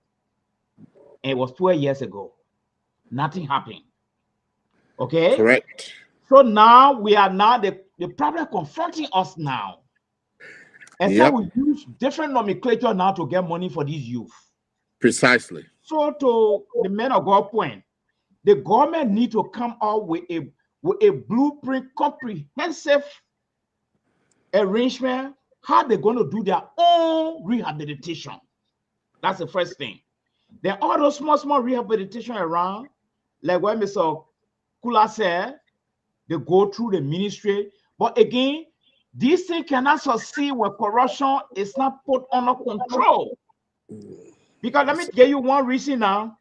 I'm working with two groups in Liberia there. They drugs group here. I work on our advisor to one of them. And one of them called me and said, oh, what's the name of the group again? No, I said I'm working with two groups. I don't call no group name. I said I'm working with two groups in Liberia. No. You can't cook the Muda boys. So no. What I'm trying to say here, I can't call no group name. Just listen to the story. What I'm saying here is so when you hear story. Yes, the story is important because it has security implication. One, the group on the ground now, everybody lobbying to the Capitol building so that their business can go through. And before the business go through, commission come in. That's what's going on right now. And when the commission come in, it's cash down payment. Then you go cash the check later on. All right. And where that money come? Where that coming? Where that money coming from? Money comes from the taxpayer. It's a key operation. It's a key. What do you mean by what, boy? You don't know about third world country. You say what process? Don't error, man. What I'm driving out here is this: the drugs issue. It's a fast cash making. And it's 3 times dangerous in a very impoverished community, an impoverished country like Liberia. You'll be surprised to know that most of our people in Liberia are stakeholder into this thing here, making quick money at the disadvantage of these children. You'll be surprised. All right. So what we are seeing here is if the foundation of the drug issue was laid 12 years ago, from the huge donor money investment that came in for the first time in our history, by this time, what all Joseph his excellency had put in place, I rather commend him for his little effort, what he put in place and all the kind of thing. By this time, we have gone that far. Now you're talking. But nothing has happened. So the question now is, this thing going to continue into the next administration, Just what CEO was saying, it's going to be in perpetuity. It's going to be forever. Who saved that aid? Who not saved that aid? That was going to be in Liberia. Because there are 3 organizations in America now, they all lobbying for money. How sure are we that they're going to help people in our country? People won't pay their lead bill. So there are so many ways now, people are behind the drugs thing to get a lot of money. So the question of transparency, accountability. You see, Dillon is using his own little weak way, probably to talk to Lebanese and all the things, like what men of God say, maybe he want to be re-elected, this and that, and time will come, that thing will break down because it costs is cost intensive to even feed each children that are not easy thing. I'm not talking about finding place for them to sleep. I'm not talking about finding mosquito coil to drive the mosquitoes away. All right. So it's a very huge project. Government will have to start the initiative. But I have not heard about government rehabilitation center, what they're doing there, what is the program, how things are put in place. So I agree with Mr. Kula. So do we have Terry? Do we have one at this? Do we have one that we know about in our country? Yeah, we had a formal rehabilitation, but I don't know what they're doing there. No, if a formal, then we not have it. I'm talking about do we have one at this point where people are being treated for different? No, but the rehabilitation program we had in Liberia, that big building there, what they're doing there now? What are they doing there? Let me just say this. Let me just say this. No, let me just conclude, Moses. But your 10 seconds alone. Yeah, and the last thing I'm going to already that the whole thing stranded. People will not get paid on time. Didn't they say you try to bring them? Oh my goodness, Mr. And it was talking about bringing gym people, SSI, the people will see all the thing and carry it. Oh my God, Dr. Marley. I'm telling you, the people will see these things. You don't pay the people that want to see these things. Dr. Marley. So we are coming back now to persecution. Dr. Marley. Don't go there. Please don't go there. But you see, Dr. Male, this is why you guys don't like to hear why your brain running way on that side over there? No, I mean that's the fact. That's the fact. People will. This is our country. We know our country. But Mr. So, yeah, what it is. If you don't build a structure, you don't expect to achieve. You got to build the foundation. And that's what we're saying. When the foundation will be listen now. You've been building that foundation. Why you always use that preposition, y'all? Why you always use that, y'all? You don't want to be part of the fire? You're not part of the fire? Why you don't want to be part of the group? Why you always say y'all? Why when I say y'all, use something else. Like somebody can talk and you probably get because Dr. Marley know where you coming from. He out for 10 seconds, he talk for 20 minutes. Y'all, that you are Clarence. Y'all. I said, Clarence, just answer my question. They say the building somewhere in Bento. Yes. They got a youth camp in Bento. That was not a rehabilitation. No, that's not youth camp he's talking about here. He said the building somewhere for the rehabilitation. For the thing in Bento? About 250 person. Yeah, okay. Clarence, but that's Clarence, not. Let's talk about it. Well, the thing about it is that we know that building there that is supposed to be a rehabilitation center. Well, you see, the first rehabilitation center we talk about that we had in our country was limited to mental health. Now, post-war, the mental health issue has exacerbated to the point that you don't know people walking in the street. A lot of the things that people do, if you carry a real clinicians, they will see PTSD in people behaviors, and all that kind of stuff. People will be diagnosed. I mean, you don't want to, if you start that process, even in your workforce, and I can tell you something, police officers are not hired without taking psych evaluations, tests. If you give the police officer a psych test, I can tell you 95% of them will fail the test. Okay, so if that's what we're looking at, then we need to say something. But Dr. Marley, let me speak to what you said. With all that money coming in, we know that it didn't do justice. That's why I came on the show today. If they're given the opportunity to talk, the legislator asked the former President Ellen Johnson Sirleaf to go and speak to them on leadership and governance. Who? And she's going there tomorrow. Who? Thursday. Helen. She's going to be speaking to the legislature, to to the House of Representatives About bad governance? about leadership and good governance. Oh, big yeah.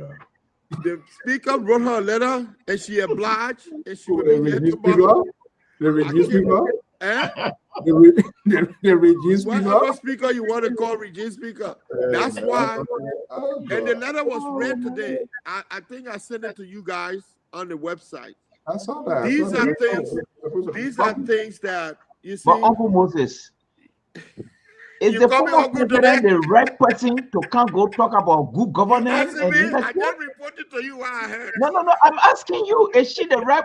Is she said You- she has you the moral bring me- authority? Dr. Mali, why would you say that? No, I'm asking a question. She is. She have the Does she have experience. the moral? It's The 12 moral years Reverend, of intelligence success. to stay away speak? from that one yet. Asking No, me, I Reverend. can speak to that. I can speak to that Reverend, because Reverend. I Does was she in have the regime. does she have the moral Guys, capacity to let's go do speak it. on leadership and good governance? Y'all wear small now. Really? Y'all wear small. Minago? Y'all wear small. Thank you, Dr. Valley. She gonna see- deliver theory of bad governance to those speech. She gonna I continue. don't agree with you, Dr. Mali. All right. Well, So I think, yeah, okay, let me see there. but let me just say, Hold on, and yeah, hold on, Let hold on. speak. I think we The should former respect president, we one are another. can also go there to speak. let me finish So, talking now. What you the going to say? reason- hold on 1 second. The reason, guys, the reason we are having this conversation is good that everybody should speak their mind. Oh, No, God. we should also respect people's views and they can do it. Terry, what you say? That's Let me a say good- my Mr. thing. that's Sue. a Anthony, good yo, question. Mostly, yeah, and let Terry I respond. didn't. I just put that other piece there in my Yeah, conversation. you brought it. Listen. I would He tell the liberal when the liberal come. Where you want to go now? You Yeah, tell- I will go there because you and your co-host, the man after 10 seconds, you spoke for 20 minutes. You spoke lengthily here. Mostly? That was in the beginning. I'm talking about responding to what Okay, you just said. okay, so you want to report me to my pop, send a complete. I will Yeah, call you don't want to get problem in our country then. No. Yeah. Oh, No, brother. So the seriousness is that hear what I'm talking about. The House of Representatives have invited the former president to go talk to them on leadership and good governance tomorrow. I can't wait. And that's a And I'm gonna get up early so I can listen to it and see what is the message that she's delivering so that we can talk, so I can, in my own mind, understand.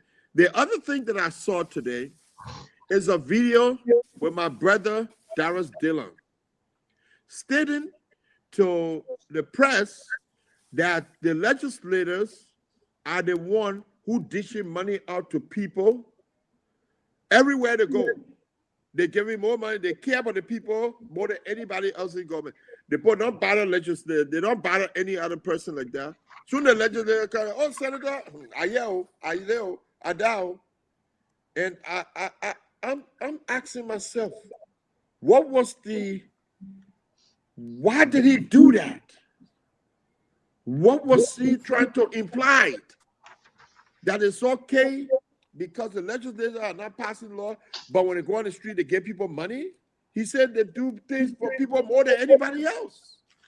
you don't know Dara Dillon, yeah, I was saying. But Mr. Sigbo, I don't know why you're going all over the place tonight. Let us what I'm saying here is that the put this thing in legislators, if context. that's what they're doing, Okay. then they're actually aiding and abetting people to have the culture of begging. Okay, let's Terry come in here. Terry. Yeah, Mr. Moses, no, you got to say something because I don't say anything anymore. Mr. Two, Yeah, man, I Ellen Johnson, Ellen Johnson Sirleaf is an experienced leader who served Liberia for 12 years. There are a lot of people who don't like her. There are people who say all kind of Tabata did that, but you cannot take it from her that she's a veteran politician who won 2 different elections in the country after the war, and she led for 12 consecutive years. She had a successful leadership internationally. No. Coming home, we have problem with her. We saw some of the intricate, some of the things that happened.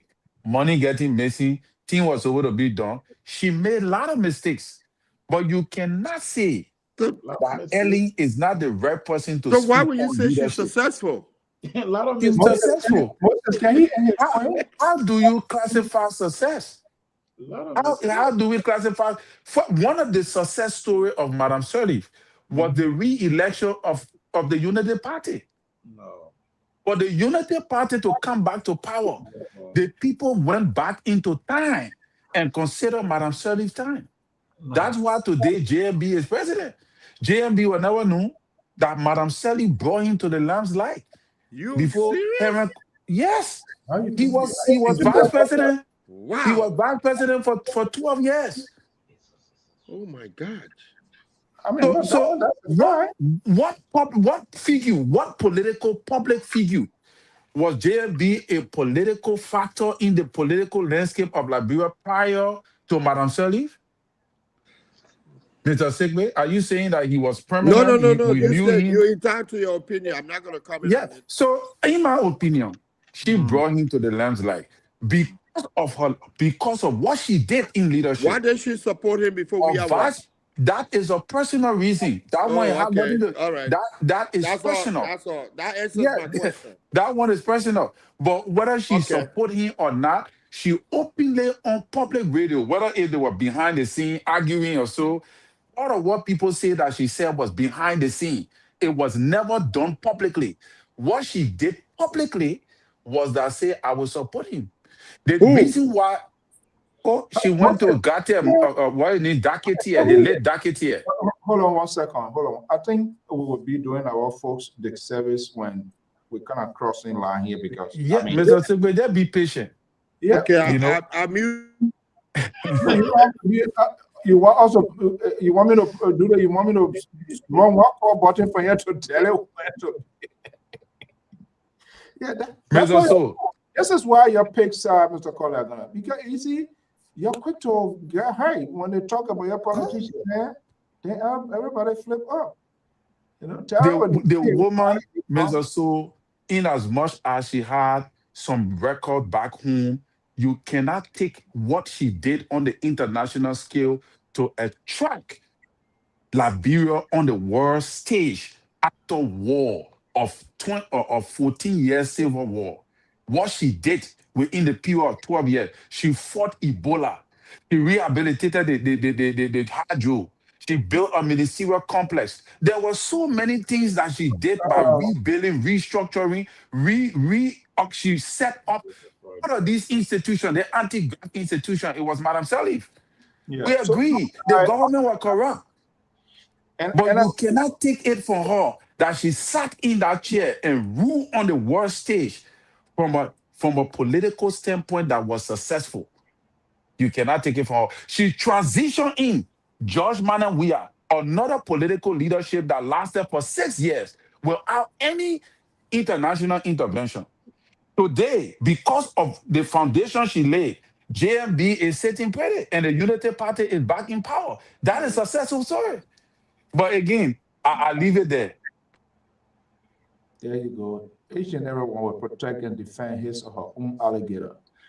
I don't like Sirleaf, but you can't take it from her that she was a success. It's varied by, I believe, good analysis.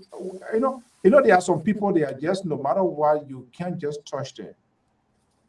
Whatever they do, I mean, we've seen here, but they are for the outside world, for the donors, they are people that they trust they can really do business with, such as the Helen Johnson Sirleaf, no matter what you do.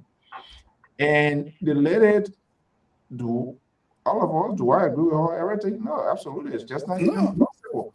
But the place she took the country, the structure, and I think that one of the things that were disappointment people that they brought in, and the corruption, the dishonesty, people own personal things and stuff like that. She herself fell out, but she saw one. She put a structure in place. Was that structure, was it really perfected into what she wanted it to be? I don't think so. It is what it is. So, Dr. Mali, you want to file in protest against her going to speak to Capitol, you said? Yes, I admire former President Salif as Iron Lady. She's a very good advocate, but she failed desperately to translate her international connection to the improvement of the life of the Liberian people. So she had become a disappointment since then up to today. In the first place, we are not talking about projects.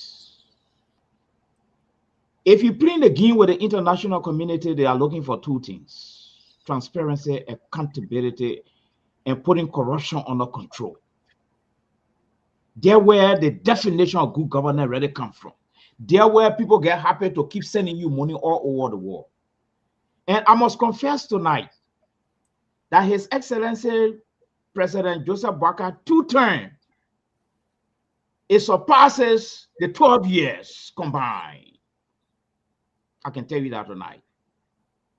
All right? So what I'm driving at here is this. Corruption undermines good governance. And Helen Johnson Sirleaf was just unable to do that. If we're talking about good leadership. First time in our history.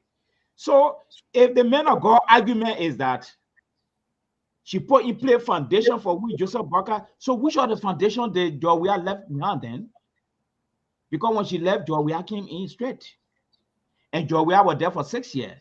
So Joria did not leave no foundation for which Joseph Boakai is relying on. We cannot be disingenuous on these things. President Helen Sirleaf, I voted for her with high hope. And she only used her charisma to attract funding, selling Charles Taylor as a sacrificial lamb, dismantling the TRC. You're good governance. You dismantle TRC just for political purpose. All right? That was quite disappointing. So most of the problem we're going through today is because there was the falling foundation from the 12 years. This is what has even embarrassed Joseph Boakai to even speak about the 12 years. Too many things went wrong. Look at the 2 years. The agenda the paper have set the 2 years. Go and look at it. I never saw the agenda in 12 years with all the money, almost $21 billion. I never saw that. So it's Her Excellency is going to the capital to speak about good governance. I don't know. All right. I think she's going to speak about bad governance, and that's going to contaminate the already contaminated sector. You see? Okay. Lastly, CEO, the former president is heading the women group for leadership into politics. When she was there, how many of them she sent us out to improve their skills? Zero. All right? Today, she bringing them together now, organizing them for political job. Is that a priority right now when people can't even feed themselves? Some of them, they stay in school. Is that a priority now? We want for the former president to improve the people's skill so that they become self-sufficient, not in politics. Thank you. Okay, so we're going to put it loud. Let's bring in Moses. Moses, I think you had some disagreement or opposing. He brought all the trouble here tonight. I didn't want to interrupt. I was just shocked by some of the things I heard from the Reverend wannabe politician. I will repeat word to call talk. Wow. I was sitting for word talk today. But let me say this, and I'm saying that success can be measured in many different ways. And I'm sure, respectfully, Reverend Collins, you do have the right to your opinion. But I'm just saying here, the reason why I brought that topic is that we have a body that representing constituency in Liberia, and they're calling Ellen to go teach to go share with them leadership and good governance. The reason why I brought it up is just to publicize it so that we can listen to it and hopefully critique some of the things that she's going to offer tomorrow. And I cannot sit here and say, I just sent Brother Soros, the CEO, the 2013 report on Security Council at its 7077th meeting. That was December of 2013. That's the report on Liberia security. And that was before Ellen left and in the middle of her administration. And that some of the things that were listed in there, I just sent it to you because I couldn't send it on the website. And the reason why I'm making reference to that was around the same time that I went to Liberia to do, and I volunteered to do some, some assessment. And I did some assessment. And that's when I found a quarter bit of things. So my thing here is that I think if I had a vice president, in my own opinion, and Ellen is entitled to her decision. If I had a vice president who stayed with me for 12 years, at no point in time, if he's running running for that office when I'm leaving, that I would not support him. By saying I would support him, then you take the oppositionists and go do groundbreaking with them and support them and provide them the resources. It's not speaking volume of your leadership. And that's where I come in, my brother. If someone served with me, diligently for 12 years, I think I'll give them the benefit of the doubt. So that, and if I can't come openly to support them, I would not support the opposition. Because that shows that my leadership, if I didn't trust him to work for the Liberian people in those 12 years, it just shows contradiction to you trusting him for 12 years, but you couldn't trust him for 6 years to run the country. And that's all I'm going to say in that regards. I just found that to be a problem for me. And that's all I would leave it at. But I'll be up tomorrow to listen to the leadership and stuff like that, of what you're going to present to the legislators. And I want to see their reaction because the planner asking her some questions. Because someone raised the issue of her and the war crimes court in that meeting. I don't know if she listened to it yet, but in the meeting today, someone said, we're going to ask her about the war crime court. What happened to it? Yeah. So while she's going there to talk to them, the speaker invited her. I don't think the caucus went and decided who was on board to it and who was not on board to it. He just wrote up unilaterally, and she responded. So I want to see how it's going to play out tomorrow. So I think there's a deeper history that we still don't know. I don't know when this story will be told. And I've kept asking this question. I'm hoping one of these days she's going to grant people an interview. There are a lot need to be talked about. And that's a legitimate question. That's what I'm saying. Usually when people leave state power, citizen politicians, there's a memoir of what happens when you were there. You cannot tell us. It's sad. People that have interviewed Helen Johnson Sirleaf, they have not asked that question. Even if then vice president, now president, they're not telling us information they are still providing. That is unusual. Like you said, that is unusual. This person served with you. Imagine Barack Obama gone to maybe to have lifted. But again, politicians are just politicians. I think there are a lot of things that went on. People said that, people talk it, but it has not come out in the public domain, hearing them directly. And all is about political interest. When I'm leaving, anybody that is coming, I want to make sure my interest is protected. I think more or less Helen Johnson Sirleaf at the time felt comfortable that George Weah, at the end of the day, George Weah screwed up, pour her story in jail, whether they did bad or they did whatever, and we saw what happened. So I think more or less she was very insecure with the boycotting. They tried to do what they could do, but they saw the side of Helen Johnson Sirleaf. This lady is just connected. And I say connected, she's just connected. So there are certain people, when you hit them, you end up feeling the pain. When they hit you, it's double time. Clara, you say you wanted to call. We have a few minutes to go, but before we go here, what you want to say something, Terry? Yes, Mr. Su. We need to understand that Madam Sally was not wholesomely the reason why the TRC failed. The TRC was even attracted to the country due to Madam Sally's innovation to bring calm and to help foster peace and stability. The TRC crumbled because the Supreme Court ruled that the illustration borrowing from public office recommendations were unconstitutional, which effectively protected many of those implicated.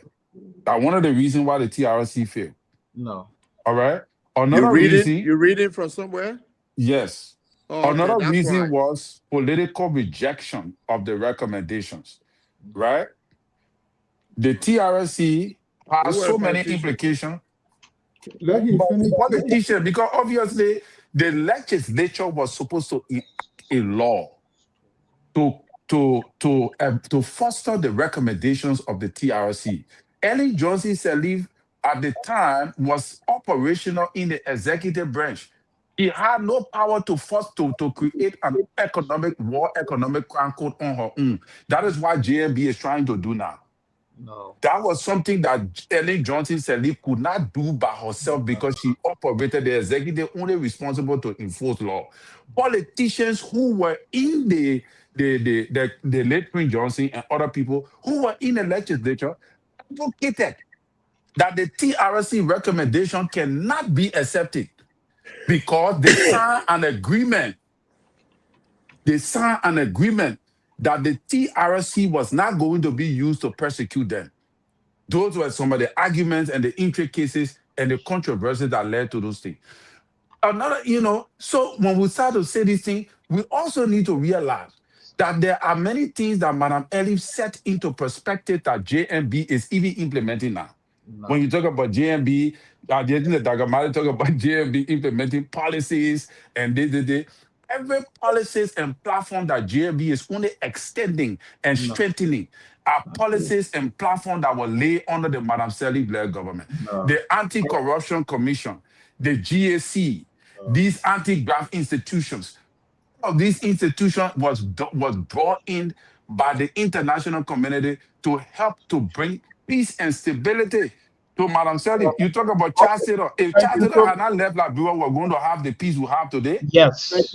Thank you so much. Thank you so much. You're going to be coming, Dr. Mali. Let's hear Clarence, and then we're going to be making our closing statement. Everybody can wrap up. Clarence, let's hear you. So, Clarence, yes, you say you're waiting for the Liberal to come?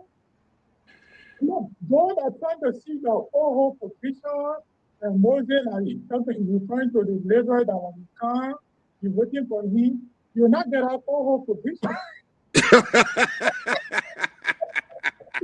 Oh my goodness. That means you can't. Let's hear you, Clara. Okay, thanks for the topic on the discussion tonight, but something that drew my attention had to do with the statement that they made in the spoon were running away today concerning the opioid the alleyway. The question I really want to ask her, because we are like there, what do we really want? Should we? Because if you don't want for government to open the alley, that people, government ambulances and the fire truck can have access to people's home, do we have money now to build new city so that we can lay out completely? If we try the other people country, every little thing that happens, we always compare, like you're not doing this one, like you're not doing this one. If the government is talking about opening the alley, if you know for what they play with, you build your house, the alley, you build an alleyway. If the government trying to break the area down, people are trying to political side say, no, that's all the great agree 60 times. That's all the most of the area problem will get notice to appeal for 6 or 8 months. And people are claiming that because of the population, due to the war, the population came to the city, they want for people to live, so when there's a fire outbreak, we always talk to the government, or why the government try to get to the place on time. But the government is trying to open the alley so that today tomorrow people can get access to the area. And like then we are still complaining. So I don't know why we're giving God acting like this. And the second point that to do with the issue that you people concerning the rehabilitation center. There's a 250 facility that 250 area that they that are very basic. The area almost to a completion that will hold 250 pricing. And that area being monitored because when the minister of health and the team came from the executive marshal when they went there that day, I saw it live on the Facebook. So it's in process. It's in process. There are a lot of things that will happen, and we know for the way that they started, they started everything a little bit difficult. But the government is fighting it also. And my last point I had to make tonight, we had some of these people collaborating party that will brought on board. To me, the government take decisions. Those that are not productive, fire them, get to their political leader, fire them, for example, the transport minister.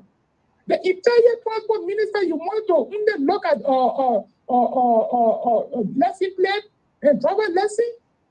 You don't look at the sea and the air, all of these things fall under the transport ministry. So if the people are not productive, fire them, bring new people on board. That they change the president left from the Ministry of Finance into the Deputy Finance Minister and brought it to Clara, who's supposed to fire them? Eh? Who's supposed to fire them? I said the president should fire them. I'm discussing it because these are some of the things that we will talk behind the scene to do that we know. And you're not producing, just straight to other people can produce. No. You are not the only person or ask your political leader from their collaborative political party to recommend another person to you. But the young man said as a deputy minister for Ministry of Transport during CDC time, then that his brother is getting his brother eldest father party is getting a collaborator with us. They appointed him as a transport minister. He said in that day getting he saw the disgrace that they call for the government today, the embarrassment. No. So that's it there. And then clinical driver lesson area that they're discussing, the concession was signed by the CDC government. In the party. So they are saying that Jota Baka to drag it. What have been approved Jota Baka to drag it? Is there a legislation or some executive? Yeah. That legislation? Yeah, they were approved by the legislature before the president signed it. No, then that's a law. Yes, so if the law and the president is implementing the law, why are they sending the blame on Jota Baka? Yeah. So to me, that's not okay because everyone, when you're every 2 years, they will say you can go to a initiative. And this is the appointment to the place. But they're so criminal in our area of Ministry of Transport, they're using our Ministry of Transport in the area of Bogota.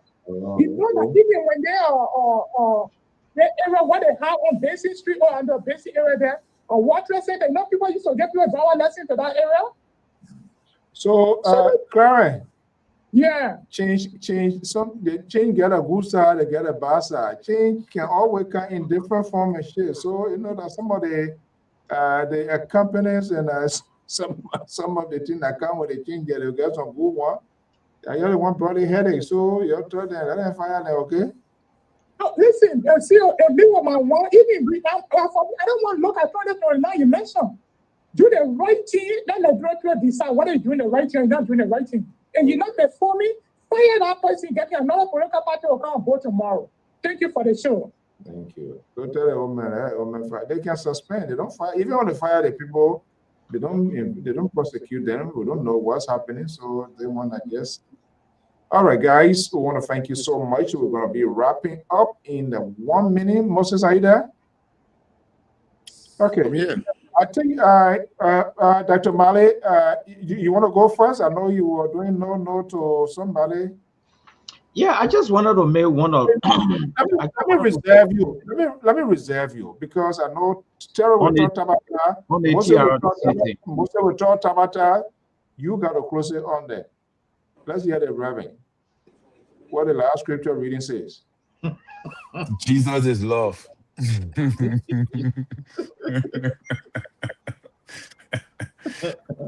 So, thank you for the show.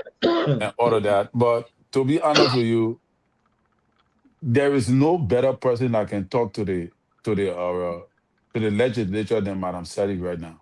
Oh my You God. know, President, we are benefited from Madam Sadi transition. And look, in as much as I myself have problem with why Madam Sadi did not support JMB, I think that was the wisest decision she ever made, because that decision set the precipice to show transparency in her leadership. And that was an excellent style of leadership that she played. In as much as she was lashed out, she lost her position in her party. But today, Okay. nobody can say they cheated Jawia. Nobody will say, oh, Ellen Johnson took power and gave it to her vice president. They rigged the election and all that kind of thing. It is transparent that she turned power over and fostered in a new leadership that changed the trajectory of the state. Today, because of her legacy, the people decided to bring back JMB and say, you and Madam Seri started the work. Come back and finish it. So that is why, you see, that is what we call leadership. I agree. I myself, I got problem with her. I got issues with her because the corruption, I believe she should have done more. I believe she had the capacity to do more. I believe she even regrets that she could have done more because she had the capacity. But did she do well? She did. She took your budget from $80 million to $600 million. That budget today is that budget that Jovia was dancing with. He was dancing with. He managed to carry it to $700 million. He brought it down. Today, JMB started with a C budget. He started with a C budget, and now he's pushing it up. He pushed it up last year to 800. He's now pushing it up to 1 billion. That is what we call to building legacy from on the foundation that have already been laid by your predecessor. That is how leadership is supposed to be. So, in my opinion, if you tell me that Madam Sally was not a successful leader, I would tell you, say, no, I doubt that, because it depends on how you define success. Thank you. Thank you so much. No filing in protest. You told nobody's there, so no protest. Moses? Yeah, let me begin first by saying that thanks for the show, and I think we made some recommendations here on the drugs issue in Liberia, and I heard that the facility of 250 bed space is almost completed, and I would take that as a start.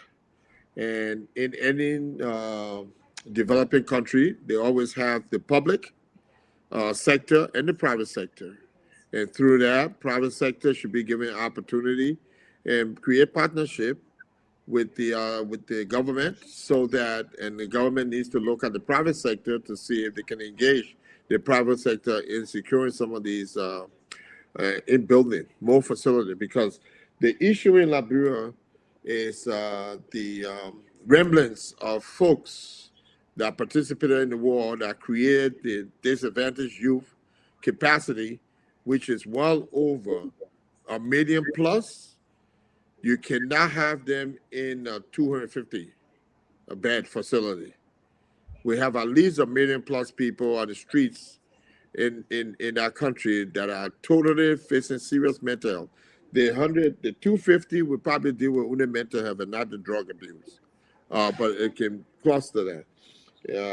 The second thing I want to say in the topic discussed, DMV, as we know, is always run by the Department of Transportation. So I'm not sure why this argument is going on in Liberia about DMV or police and all that stuff like that. Listening to Terry speak, he said Dr.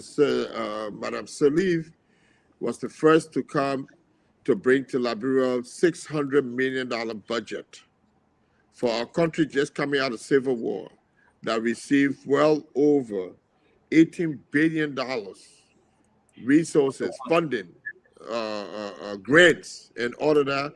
$600 million for the budget when you receive over $18 billion. I don't know how that math looks, but it raised my red flag. The last thing I'll say is this. when someone is looking to succeed you who served you for 12 years, as in the case of Bill Clinton and Al Gore ran. Bill Clinton did not support him. He lost. He walked away from politics. He could have ran again on his own without Bill Clinton. And I think the example, and I'm trying to relate this to Ellen and His Excellency Boycott. Boycott defied that process, came back and ran. So I would not, in my own estimation and observation, I don't think Madame Salif administration had anything to do with the election of His Excellency Joseph Boycott. He ran on his own accord and he won. So I don't think the 12 years of service had any impact on the last election that His Excellency Boycott won. As in the case of Al Gore and Bill Clinton. Once Bill Clinton said he wasn't going to, endorse Al Gore, that was it for him. He lost the election. He didn't come back because he knew he wasn't going to win the election because Bill Clinton was one of the most successful who created a $2 trillion surplus under the administration. So I'll close my case. Okay. Dr. Malley? These are the type of time you heard about that. To the extent that they divided, they felt apart yet tonight. They said Babu were equal today. You heard Clarence now fire in protest saying they will get him to become a co-host to the Liberal. So they're not ever us. They're hedging their head. They who brought their alligator. You're not starting again with y'all. You're not starting again with y'all and they, huh? You see, you gotta use other prepositions to identify people. Y'all and they. We not start. Y'all give the headache we having today that you're the one giving to us. Dr. Mari, let's hear you. Well, it just very sad, When your country comes from civil war, the type of president you elect, I will send you guys back to Rwanda when the first president was elected. Go and see Rwanda, what happening down there. Former President Salif decided to fulfill her long-standing political ambition. If we go back and retrospect the achievement of former President Doe, the 3-time wealthy than former President Salif. And it's a long story, but here is the issue. The TRC, when Jerome Verdier did an excellent job, there was a clause in the TRC that says those who participated in the war, including Helen Johnson Sirleaf, should never hold political office in Liberia. There where her threat came from. Helen Johnson Sirleaf were already in charge. All right. The Helen Sirleaf duty was to forward this year to Parliament. She refused to do it. You know why Kabina Jenny had to make a case for her? Because there is no way Helen Johnson Sirleaf will implicate herself. No way. She can't do it. You know why I said that JMP did not lift the TRC? Rather, he brought in different nomenclature? Because the TRC will still hold Helen Johnson Sirleaf. Right? Besides that, the issue of the rehabilitation, so much money came into that country there, according to sources, for the child soldier thing. So much money. If the right thing were put in place at that time, it would have helped the young people a lot. Then, if the argument is that Helen Johnson Sirleaf put in place a very good foundation for which Joseph Boycott is riding on today, I disagree, because government is continuity. When Joe Weah came in, he decided to focus on some Helen Johnson Sirleaf things. Joe, we are also put some things in place too, for which His Excellency is also riding on. And His Excellency will try his best. He will leave something behind. Another group will come. They're going to ride on those things. But what His Excellency has done within the last 2 years is more than what I ever saw in the 12 years, to be very frank with you, right? And lastly, the issue of good governance has a benchmark. Transparency and accountability. That is the benchmark for good governance if you want for office money to go into your country. When G-MAP was introducing Liberia, Helen Johnson said he fought G-MAP. She fought it. The Liberian woman who was former minister, she kicked her out because the woman said, no president will say to the executive mansion and just send a request down there, I want $2 million. Helen did not feel good about it. Even the auditor, she kicked that boy out because that boy said he was the most corrupt. She kicked her. So Helen Johnson, she does not have the moral impetus to talk on good governance or leadership in Liberia. No, she just buying time and try to keep her publicity going. But the progressive, like Dr. Toto would disagree with me because the progressive, you know, they let the window shopping thing type of politics, no actual development. In Liberia now, the suffering today, some of the people going through. Joseph Barker is having overtime job because of the failure of Georgia and the failure of Helen Johnson Sirleaf. The public is having an overtime job to move shame from their faces. Okay. Yes. What a great conversation. And lastly, the drug issue. Oh.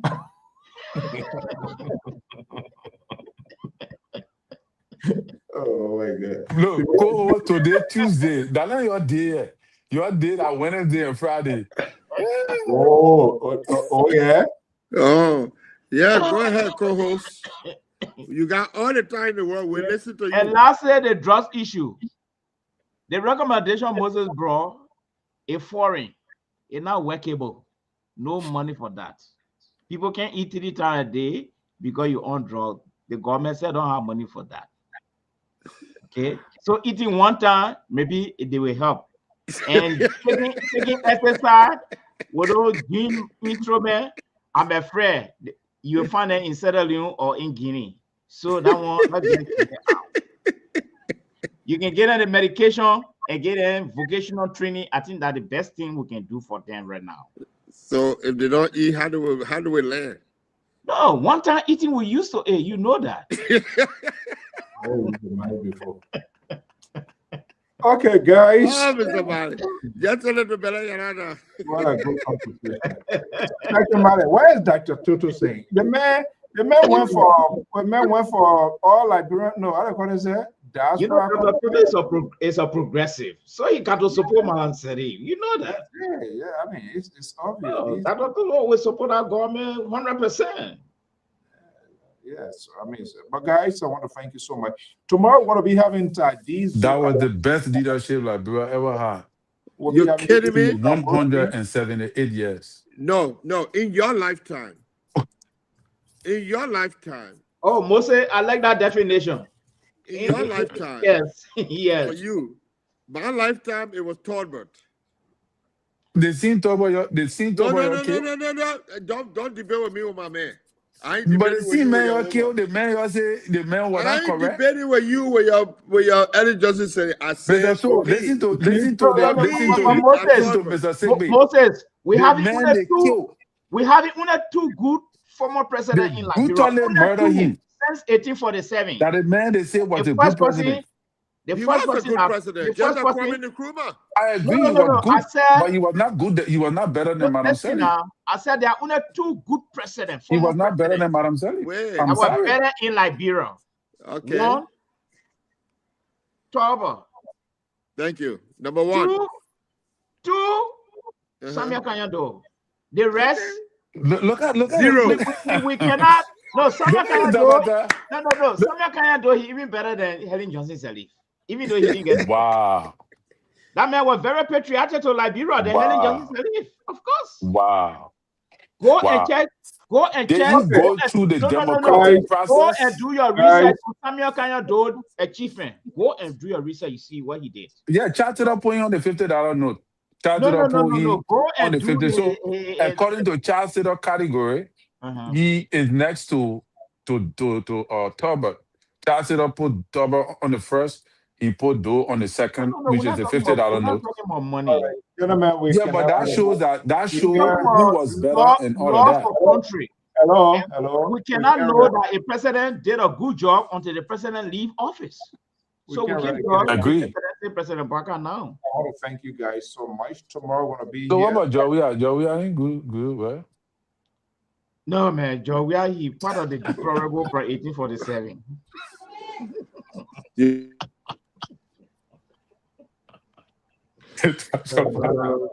Oh God. Yeah,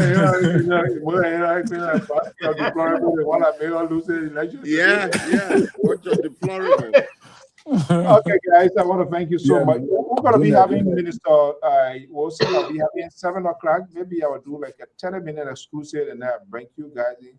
But please, the NAS CDC versus the Unity Party thing here. So the Tabata. No, I'm really interested in what he's gonna say. I really want to listen to what he's gonna say. Okay, so all right, we're talking the child. And the same man who say you are not what it called, but anyway. Because the Ministry of Youth and Sports with drug abuse people. Metago, when the woman want to pay the money now for her son, the money her son stole. That's a Mali lead that thing. Lead that thing there. Yeah, they got about what, 5 million? Was that 5 or 5 million? Okay, I will leave that cases in government.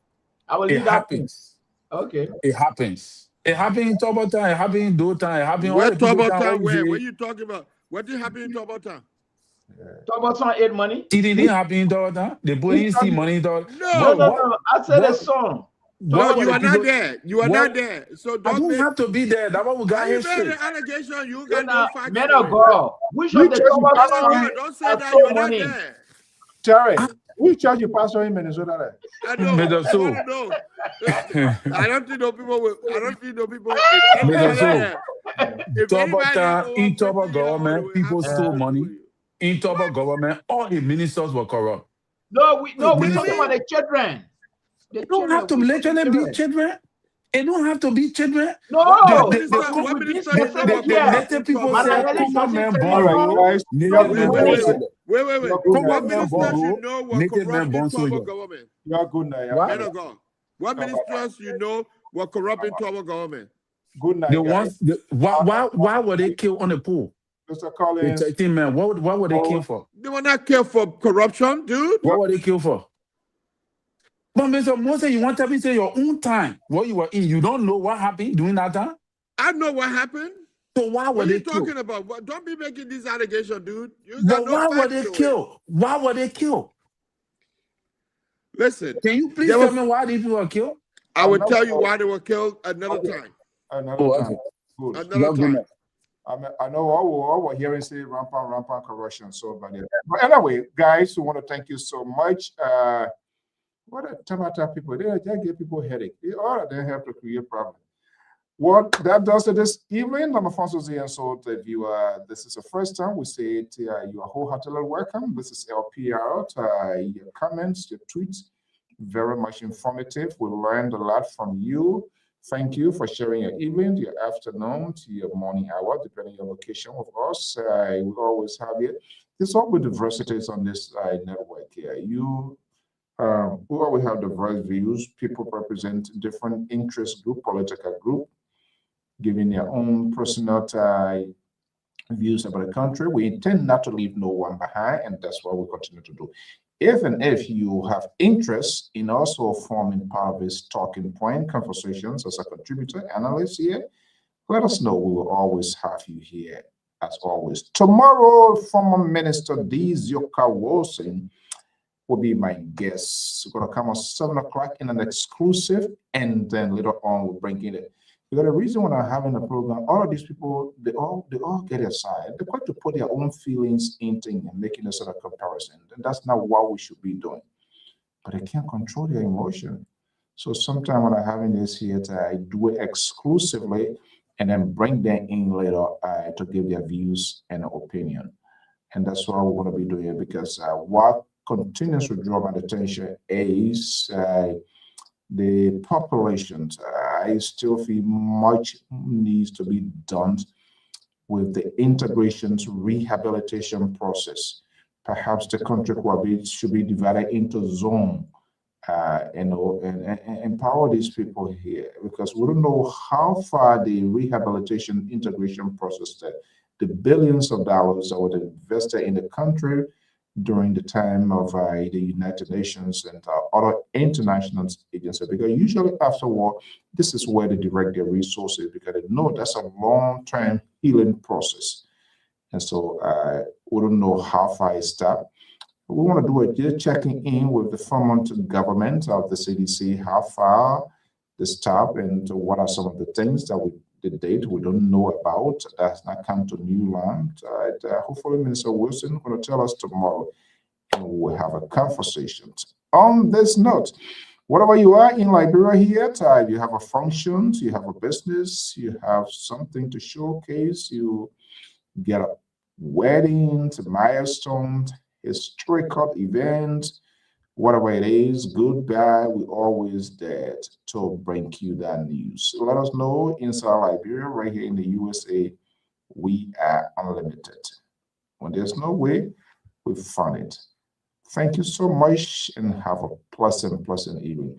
We are launching a new media outlet that will also be purposed to preserve the legacy of our people. Remember, why is that next week Decoration Day in Liberia? Do you forget? Of course.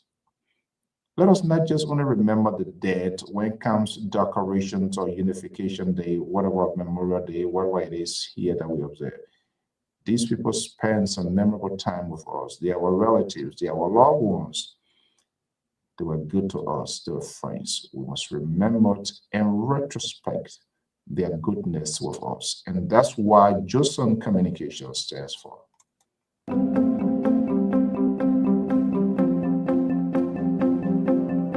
Running a local business is about connecting with people.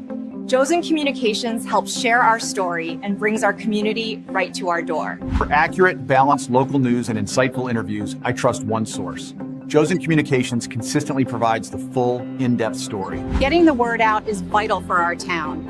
They make sure important announcements reach everyone, making our whole community feel more connected. It's more than just news. It's the heartbeat of where we live. Josen Communications shares the stories that truly bring us all together.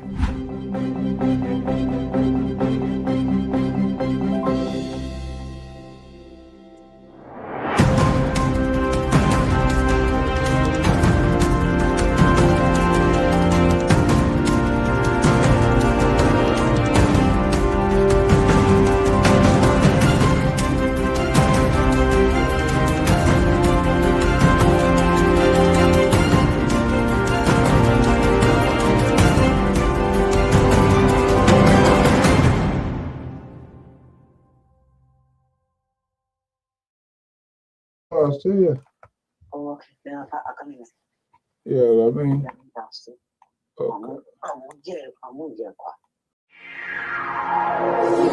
Okay.